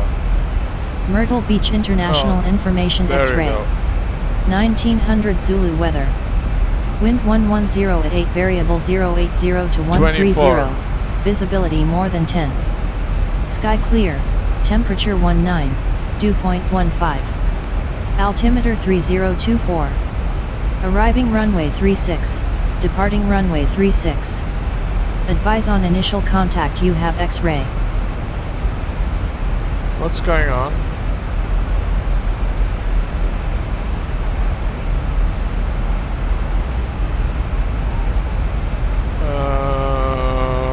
Okay, what we have here. Myrtle Beach International Information X-ray. 1900 Zulu weather. Wind 110 at 8, variable 080 to 130.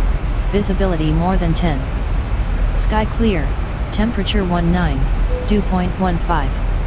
Altimeter 3024. Arriving runway 36. Departing runway 36. Advise on initial contact, you have 18. X-ray. Okay, and I was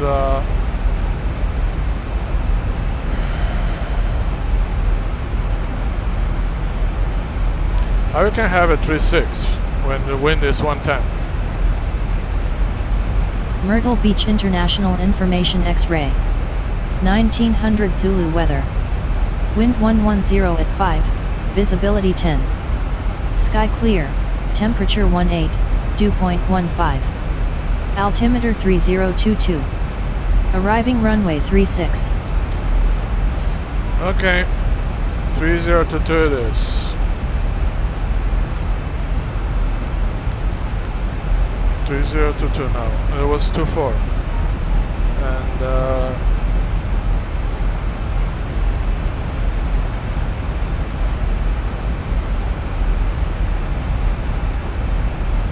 30.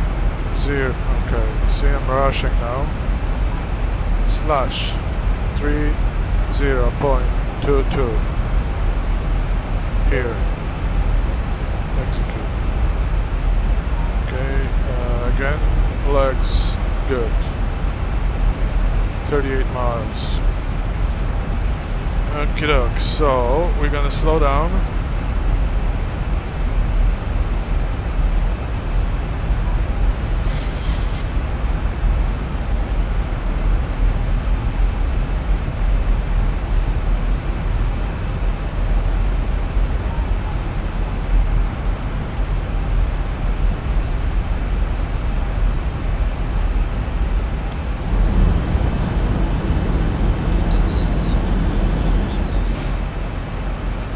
Okay, this stays in arm. This is number 2.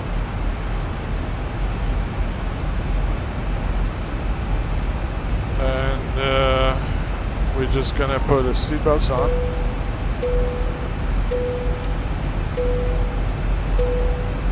We're gonna put engines to continuous. The captain has switched on the fasten seatbelt sign. We'd like to ask you to return to your seats and ensure your seatbelts are securely fastened. There should be no method of walking or standing in the cabin aisle, and the use of toilets are longer permitted. Thank you. I'm just gonna go, because we still have time, I'm just gonna listen Myrtle to... Beach International Information X-ray. 1900 Zulu weather. Wind 110 at 5, visibility 10. Sky clear, temperature 18.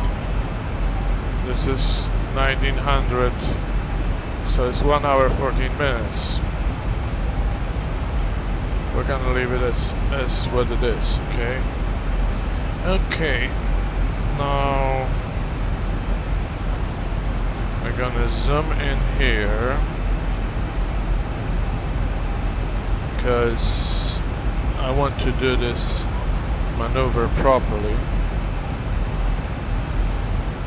So I'm gonna set up the heading of 357,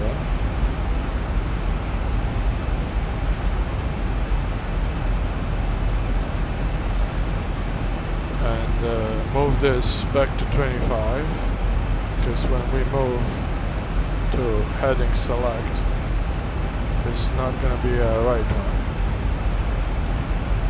And you see, we're not going to reach, according to the system, 2000 by that point, but shortly after, which is okay. And before, I'm just going to go like this to show you. It's 22 miles, so still have time. So you see the banana or green ball is beyond the point that is called hook step, okay? And this is 20, so we're just gonna decrease the range to 20. Then we'll see clearer, because on higher settings it's good to see farther, but it's all mishmash, and I don't like to see that. So when we are going to reach the hook step, we're gonna turn north. We're gonna fly for 1 minute, and we're gonna turn 180 degrees to runway heading, and then we're gonna join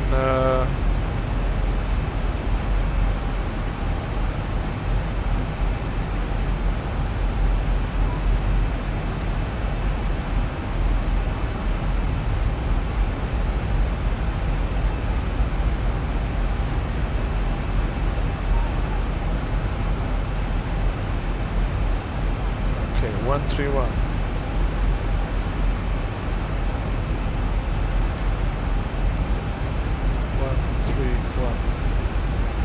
That's how we're gonna execute this maneuver. We still have 14 miles, and we are at 6,000, so we can put the lights. Ha!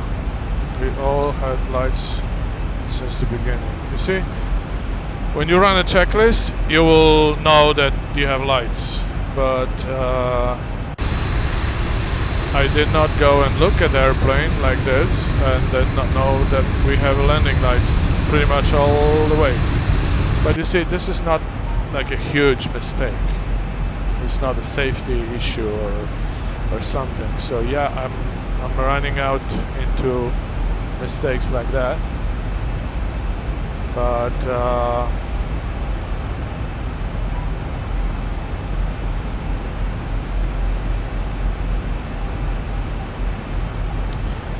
I think the more proper way will be to do this in advance, so we have no problems.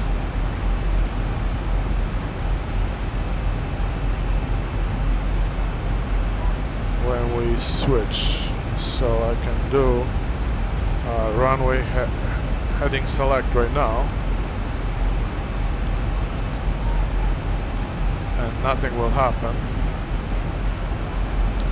And then we go to 357,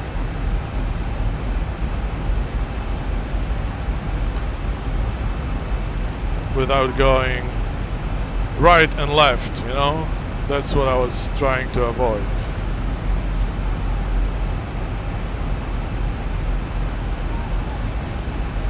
And for this speed, we're just gonna go with lower speed. Okay, being with it on a VNAV, it will level off to move to bleed the speed up. See, it'll level off at 4,000. Just gonna go like this to do it faster.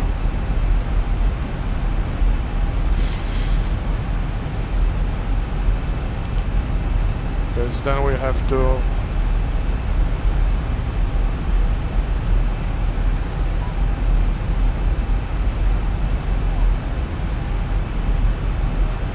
we're gonna go 3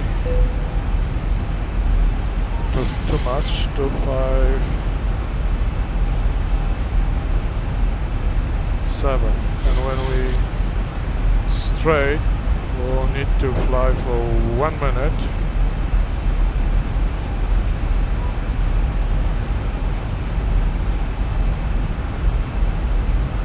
Thousand to go.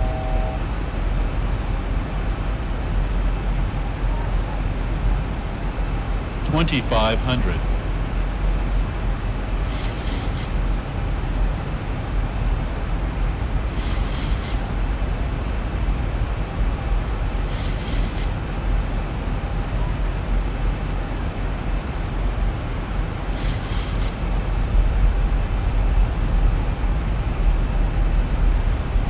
Okay, 1 minute start now.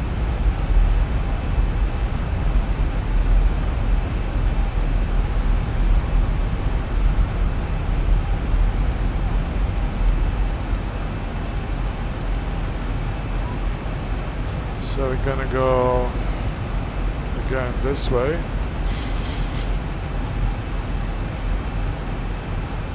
Left initially. I'm gonna put flaps 1. Left initially to 130.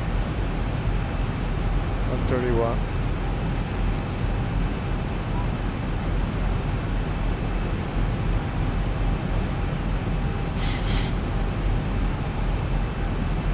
When we complete the loop,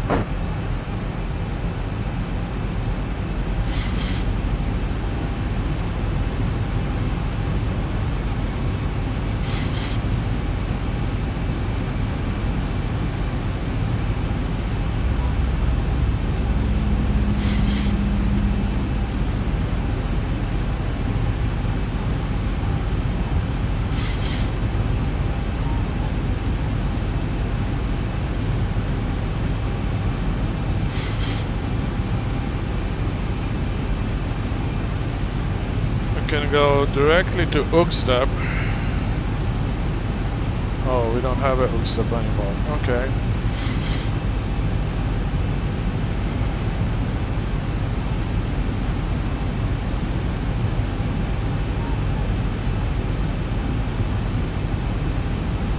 So this will be crucial now for me to do it properly. 185 grams 2.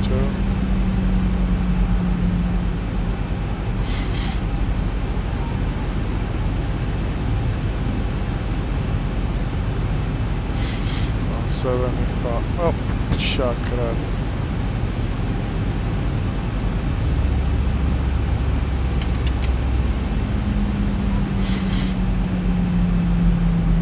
See, clicking on a button is, you see, as long as you're not flipping that little direction thing, is okay. But if you flip, okay, and now we're gonna go 177.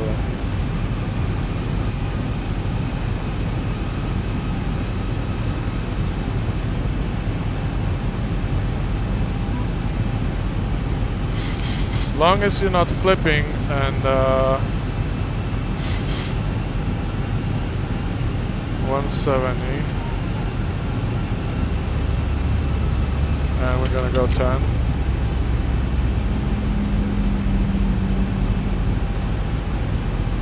Now we can go to LNAV.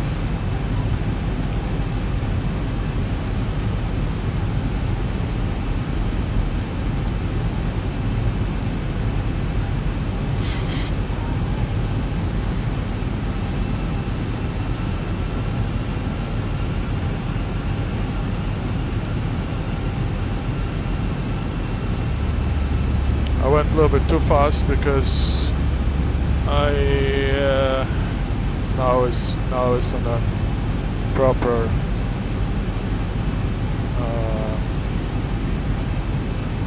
thing. So what we have 170, and when we straight, we're gonna put gear down.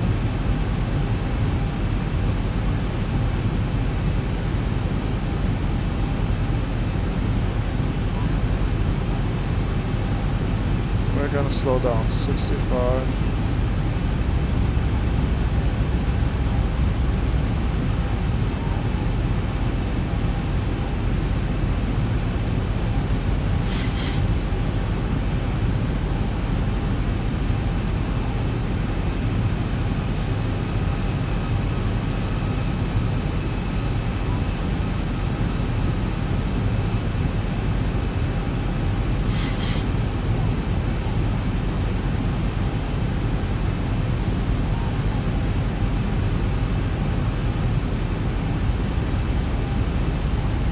Gear down. Flaps 10.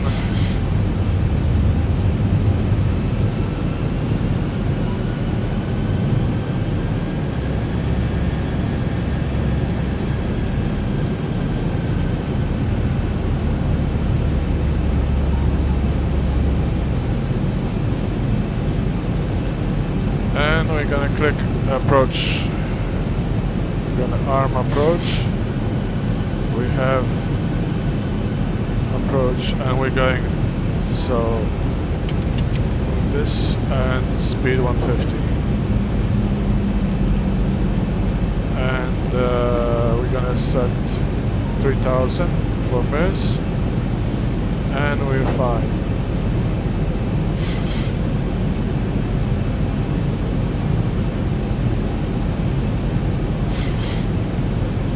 Just gonna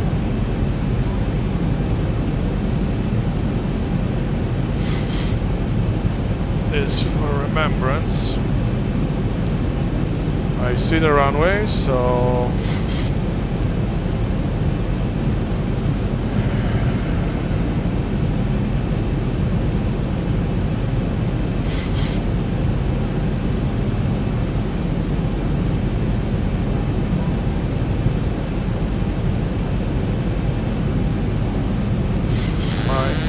my airplane.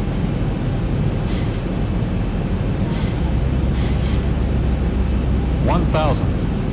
1,000 feet, stabilized, Mr. Birch, altitude set.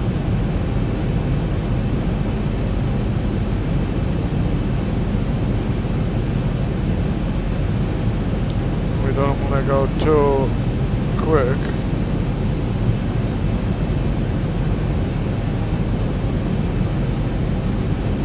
Approaching 18. What I'm seeing is probably correct.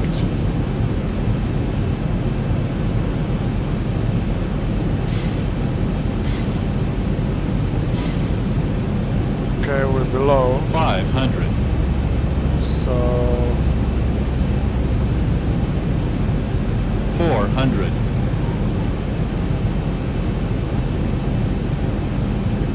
300. Approaching minimums. gear down, auto brake, arm. Okay. 200. Minimums. 100. 50. 40. 30. 20. 10.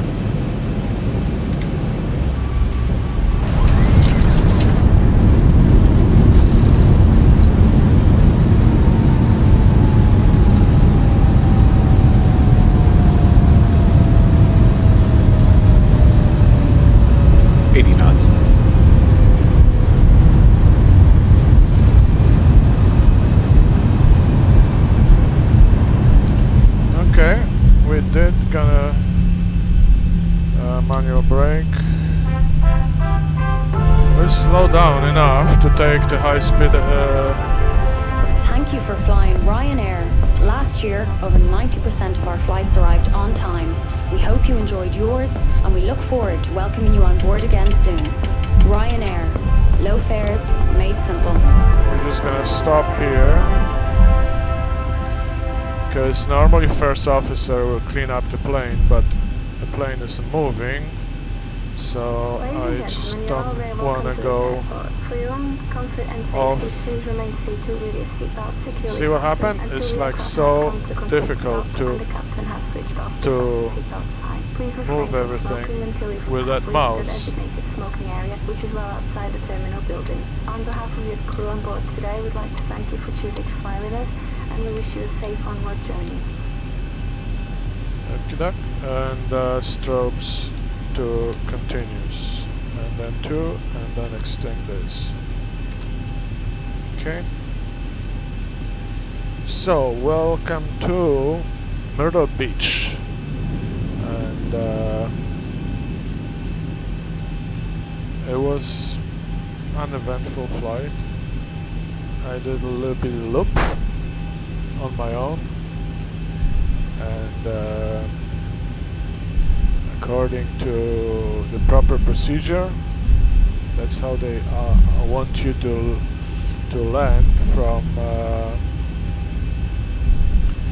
So we're gonna take Alpha 2. And also what I can do is put this airport, okay, and then this will help me to find where we are, because we're going to turn on Alpha, and we're going to go Alpha all the way to the terminal, which is somewhere over there. Okay.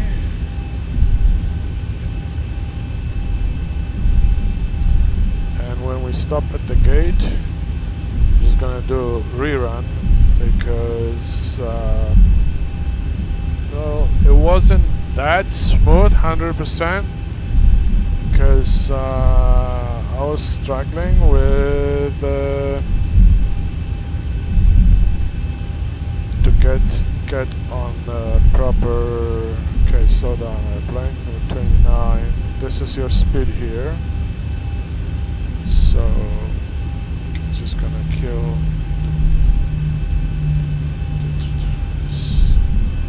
I'm gonna slow down, stop here, and see how terminal looks like. Okay, that's wrong button. This button.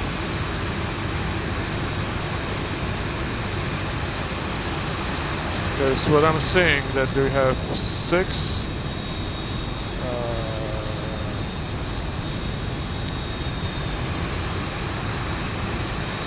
We have 2 gates here,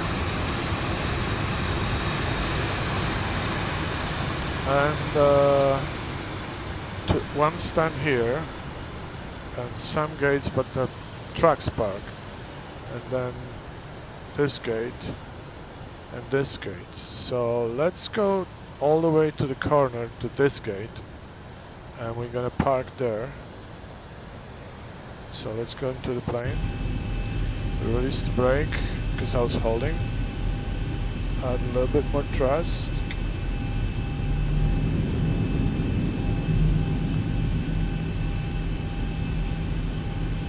Because taxiing on an apron is also fun. I was doing one time, no, more than one time, but I was going into a simulator that is cut out from the real nose of a plane. So when you land, you had to use. Okay, we can use the tiller, and you see here it's moving with my foot pedals. Over there, it was free, like you're supposed to. The problem was that I could not taxi properly because I was always overkilling, so going too far, too deep, it was frustrating. It took me 30 minutes to go from the, not 30, but a long time. Okay, so we're gonna stop here, look around, still have lots of place to go. Okay. What we can do is turn APU on when we're in this moment, because APU needs some time to spool and be available. And this is what we're gonna do. So sometimes you have lines going to the gate and sometimes they're not marked. So what I'm gonna do, I'm gonna stop here and see if there's anything painted. And I'm gonna stop here, put thrust to 0 and go out.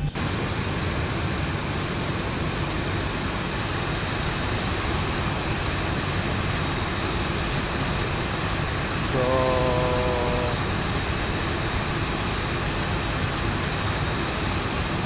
looks like what we have to do is go further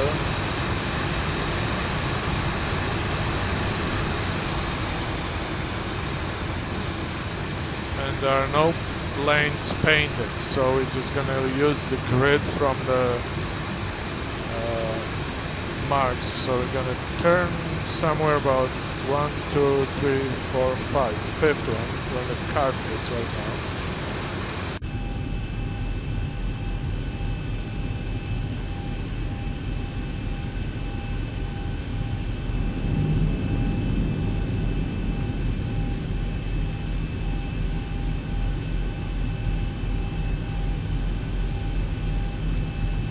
Hopefully there's not gonna be any trucks, because this fuel truck is moving. Or maybe we're moving, but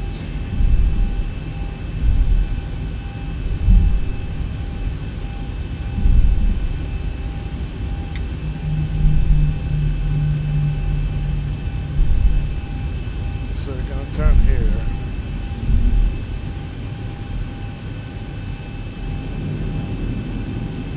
Yeah, when we're turning, everybody wants to be in the same spot, in the same area. Please.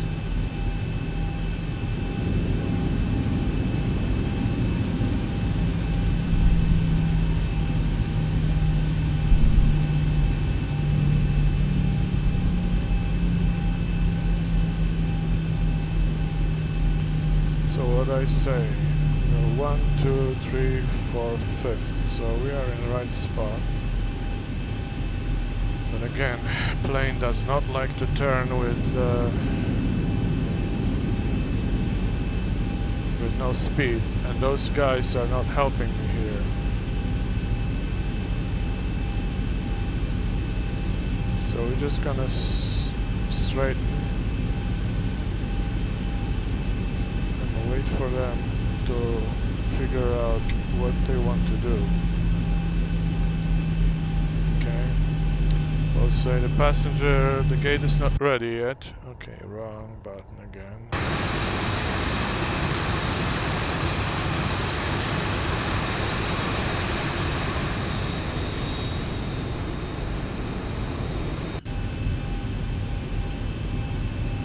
I'm gonna do this.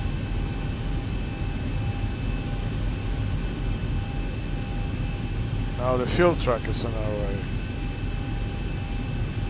Fuel pumping truck. Come on, dude, move on, okay? Because we have assignment here. Okay, as soon as he is gone, there's another one waiting, and then when he's gone, he's gonna move it. For sure. So now he's okay. Good. Guys figured out. Great. So we can go forward.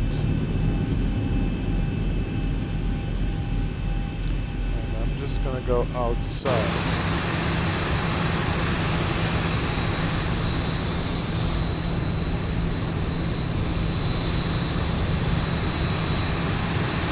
Because I have to position the aircraft so it's fitting into a gate.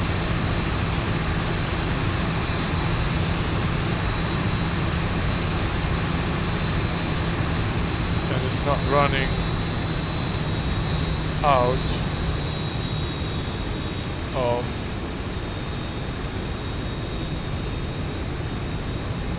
in the grass.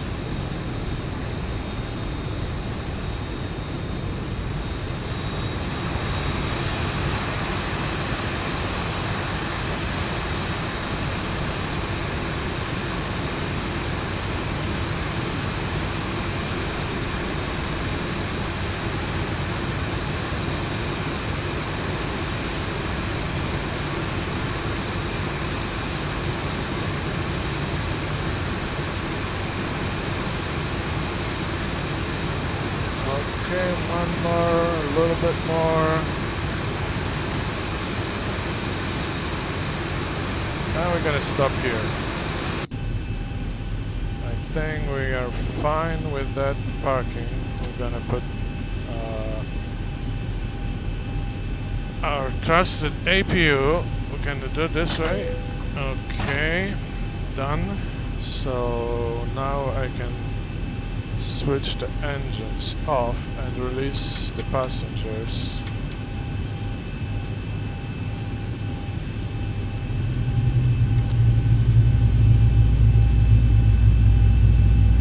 And relax a little bit.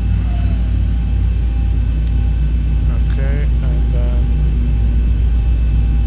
we turn the seatbelts off. Good, good, good.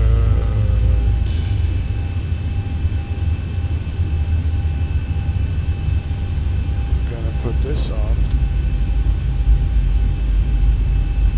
because why we want to go and do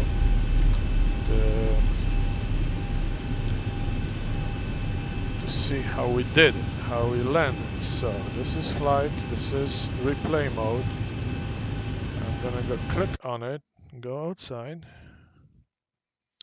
and move the time to this point a little bit more. Okay, we're still in the air, so we're just gonna go fine to my final. Nothing we can do right now except observe. So this is the wing view, another wing view, cockpit view, and outside view. It's noisy, but I wanted to figure out how I landed. So you see, the puppies were okay, to white, to green, to red, and then when you reach 400, 500, when you're close to the airport, the puppies are starting to behave not accurate. So you disregard that. You put your eyes on the runway and try to aim for the center line. And when you cross this at 50, the best way, you look forward and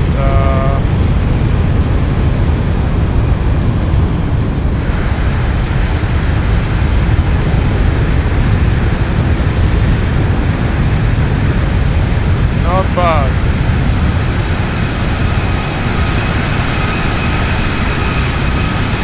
I always have hard time to stick to the center line. I just don't know.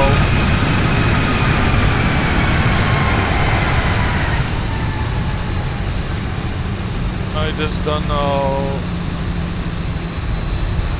how properly this has to be done. I just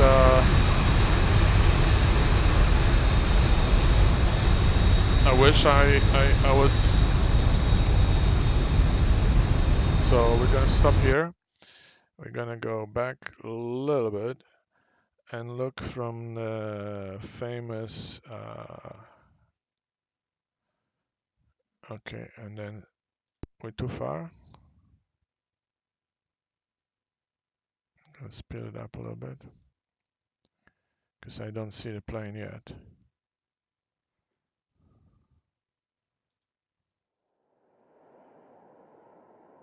Okay, we're facing wrong direction. No.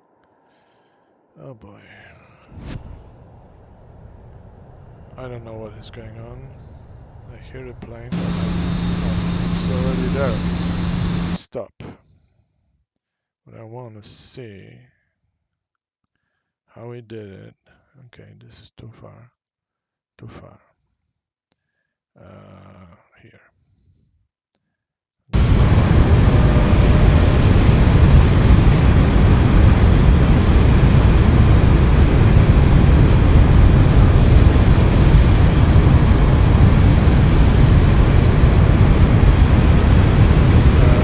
Slow down and go to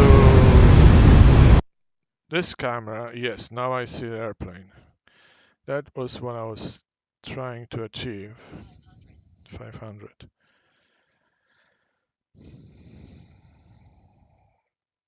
A little bit too far, but still okay. I wanna see from the runway how this looks like. So we have a plane approaching. Looks steady, so there's not like huge maneuvers and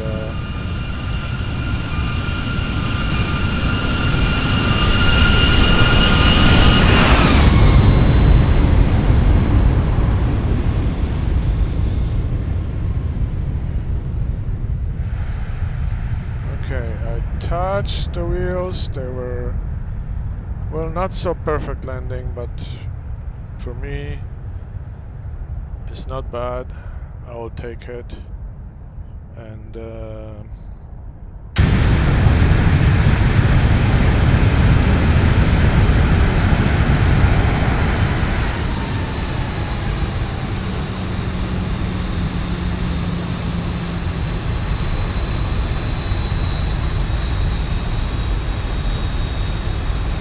this was auto brake 2, and we made it. What was the high-speed exit? It's not gonna say here, or it will. We'll see. This is, yeah, Alpha 3. That was the high-speed exit. So Alpha 2 is that taxiway, and Alpha is that one that is going to take us to the airport. So we did Alpha 3, which left us a huge runway to spare. So in a way it wasn't very bad landing. It was not perfect, but certainly was the better than last time I did. It was way too many problems I had in the airplane with autopilot refused to engage, and yep, it wasn't pretty. So let's go with this view, and well, we all know what happened right now. So this airplane is clean, flaps are up, spoilers down. There's nothing here that you can change because this is replay mode.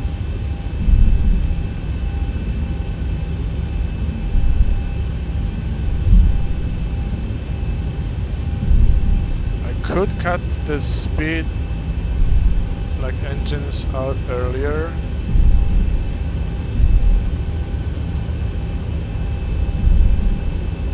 But as you're gonna fly and find out, it's not always that easy. You have to be really good in what you're doing to have nice smooth landing every time. And let's say sometimes are not happening, especially when you have real weather and real wind and all that stuff.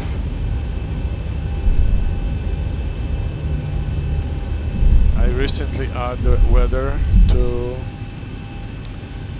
the picture because before I was flying with calm wind and unlimited visibility and no clouds, only like the high clouds in the atmosphere just to look pretty. But now I'm doing with the real weather, and I'm recording the videos, so the next step for me will be to go live, but I have to have some audience for that. And right now I think it's gonna get like flight that to sim recently is so busy that he has no time to put anything on, and I understand him. But yesterday he did a video, or Friday, I'm not too sure, but it was a recent video, and he said something that he started doing tutorials, which was pre-recorded.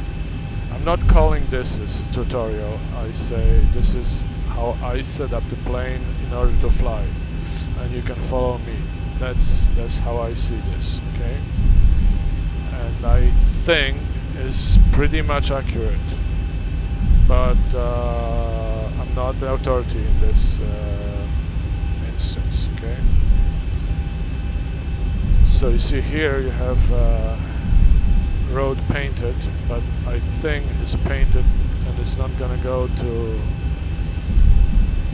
the right place. It's just gonna go to other gates, but I think I took the right way.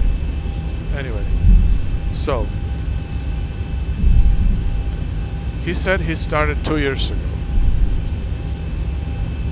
and he started streaming only 9 months ago, and he has 26,000. Okay, yes, he's a pilot, so he's how to say, I would probably not watch him that much if he said that he's not a pilot, but I really don't crave credentials. I just want to see how people are doing, and there are YouTubers, streamers, virtual pilots who are doing this, let's say, questionably, or they're not prepared, or let's say their work or their style is driving me crazy. So I'm not watching them. And as simple as that. It's just I don't like when people are taking unnecessary risks, or even if this is just a flight simulator, okay? So yes, nothing is gonna happen, nobody's gonna die, but I crashed once, and it still, I'm thinking that wasn't 100% my fault, but what got me, I did not know the plane, and autopilot start, I was losing speed because 2 engine flame out, and I was going back to the airport, and I think I could go back to the airport if I, like today, if I knew the plane a little bit more. So the most important thing is to know the plane, to know the procedures, and those are not like, the procedures are not made to make your life difficult. There are for a reason, and I know that I'm not doing checklists, but I'm not doing checklists for a reason. I want to train my memory. I want to be better in remembering stuff. So this is for me exercise to train my memory. That's how I decided to go. And if I'm like caught in a corner, I will take checklist is lying next to me. I will check that I'm doing everything properly. Okay. But right now, this is what it is. And you see, like in this video, I forgot to turn the landing lights off, and I flew once with the APU on, but those were not like critical mistakes. Those are like little things that I forgot to set the lights on, or seat belts on, or what else was there? The APU, the strobes, the transponder wasn't set up properly. That's how what kind of mistakes I'm doing, and I think that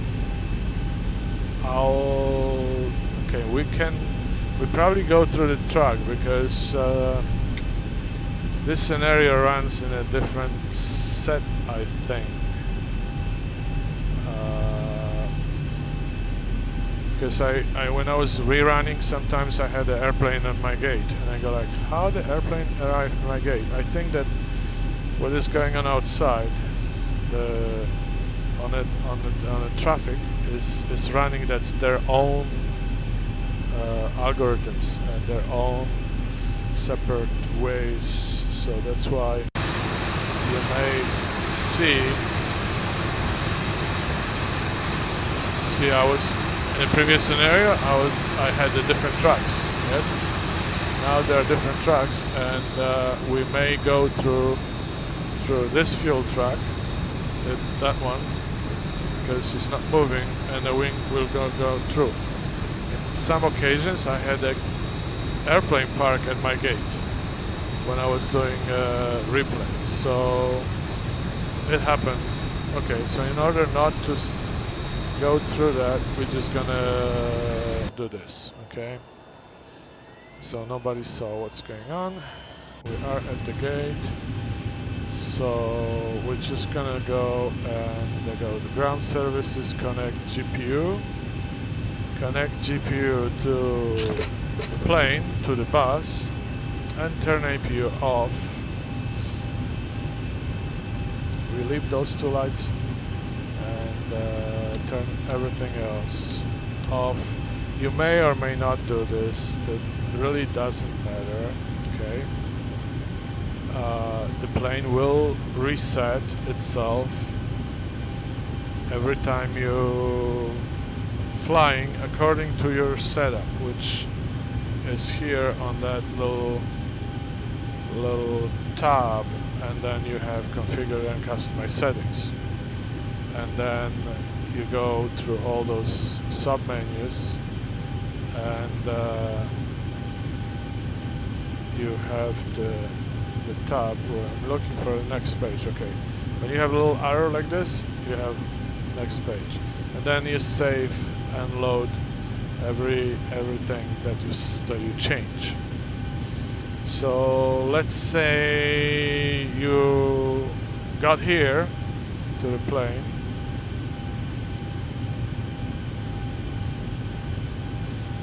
and you want to turn and your wheel is not turning. I will just most likely when you download the plane from the forum, your nose wheel is gonna be on. It has to be on a yaw. Otherwise, you're not gonna be able to move the tiller with your pedals, okay? That's the number one that you can run into problems, is this. Everything else, this is how I set it up, and I found the throttle, I fiddle with this setting, it was off for one moment, it was on, it was still giving me tons of problems. So I just decide not to get there anymore. Okay. So that's how it is. It is in hardware, and it's that third position. No, the second position, and it has to be yaw in order to your wheel to turn, because otherwise you can go straight only. That's the main thing. Everything else, you can check the volumes. You can general config calibration according to your needs, to your wants. Okay, and here also you can change the fuel. If you load the plane, you can change the fuel here. I usually go in the beginning. I'm not using that part, but you can use that and change the settings accordingly. Okay, so this is the home tab.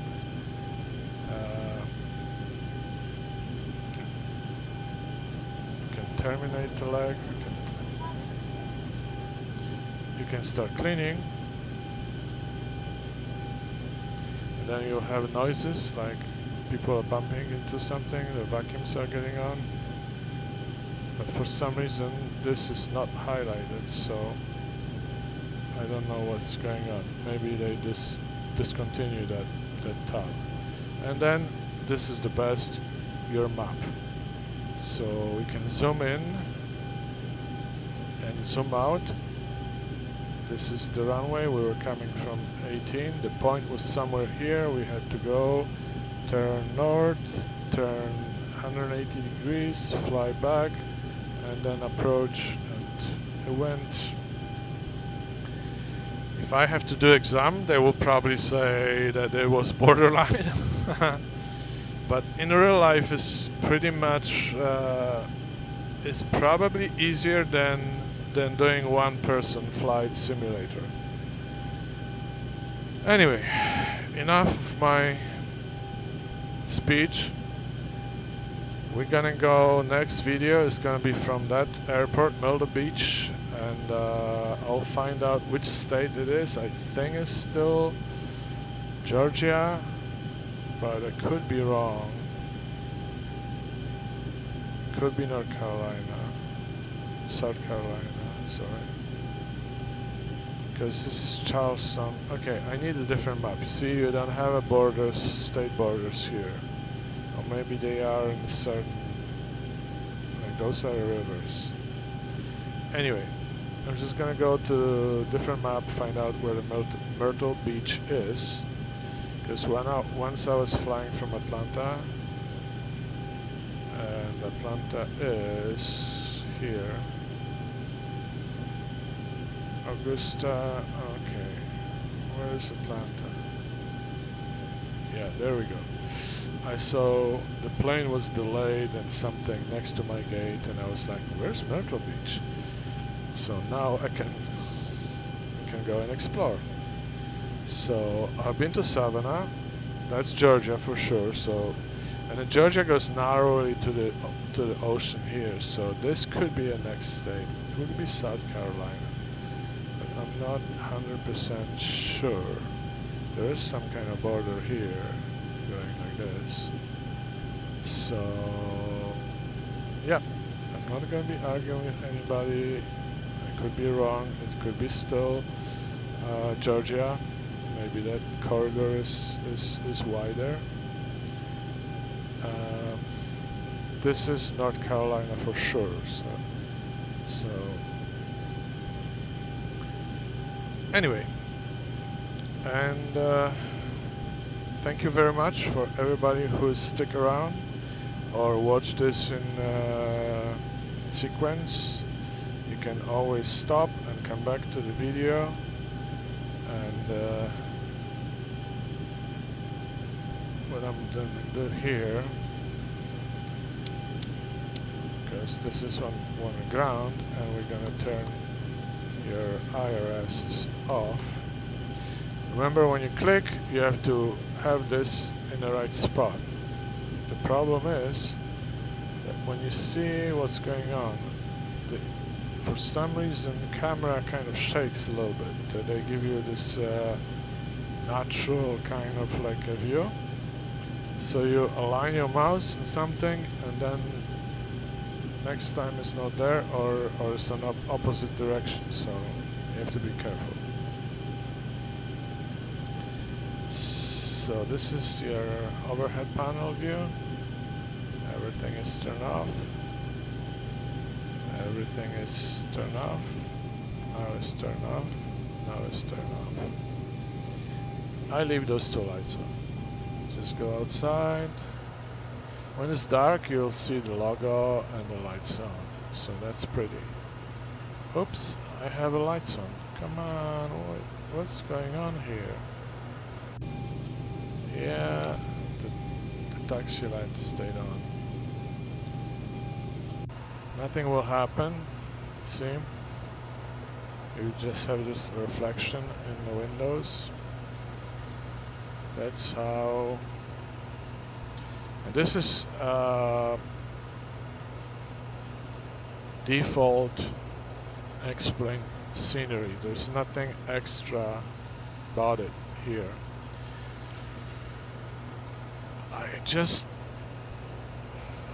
If you have a big hard drive and you have a powerful graphic card, go ahead and buy sceneries. You know, you will have a movable bridge, you will have different ways. Sometimes there's a light guiding you, sometimes there's a marshal. It's more realism, yes, but to me it's still looking great. And with sceneries you can run into problems, like my QS scenery was one on top of each other, so I have two marks, like one is white, one is yellow, and one is off a little bit, and it drives me crazy. So yes, this looks like real things. I have palm trees and everything, but is this really important, or how you flying the plane? That's what's more important. And if your bridge is coming into, and sometimes it's cutting into the plane, so it goes too deep and it just doesn't look good. But you'll be your own judge. Anyway, X-Plane 11 is the best thing you can invest your money into. It gives you tons of fun. I think it's a lifetime experience for like everybody. Okay, you can have a fun, you can have enjoyment, you can I just don't see, this is to me, this is the second best thing that you can have. Okay, so we're gonna look at the airport right now. And with this view, I'm gonna stop my recording. I would like to thank you for sticking around, and if you like, please leave a comment, thumbs up button, subscribe to the channel, tell me what you would like to see. Maybe I'll fly there. And let's build a community and enjoy the flying. Take care and see you next time. Bye.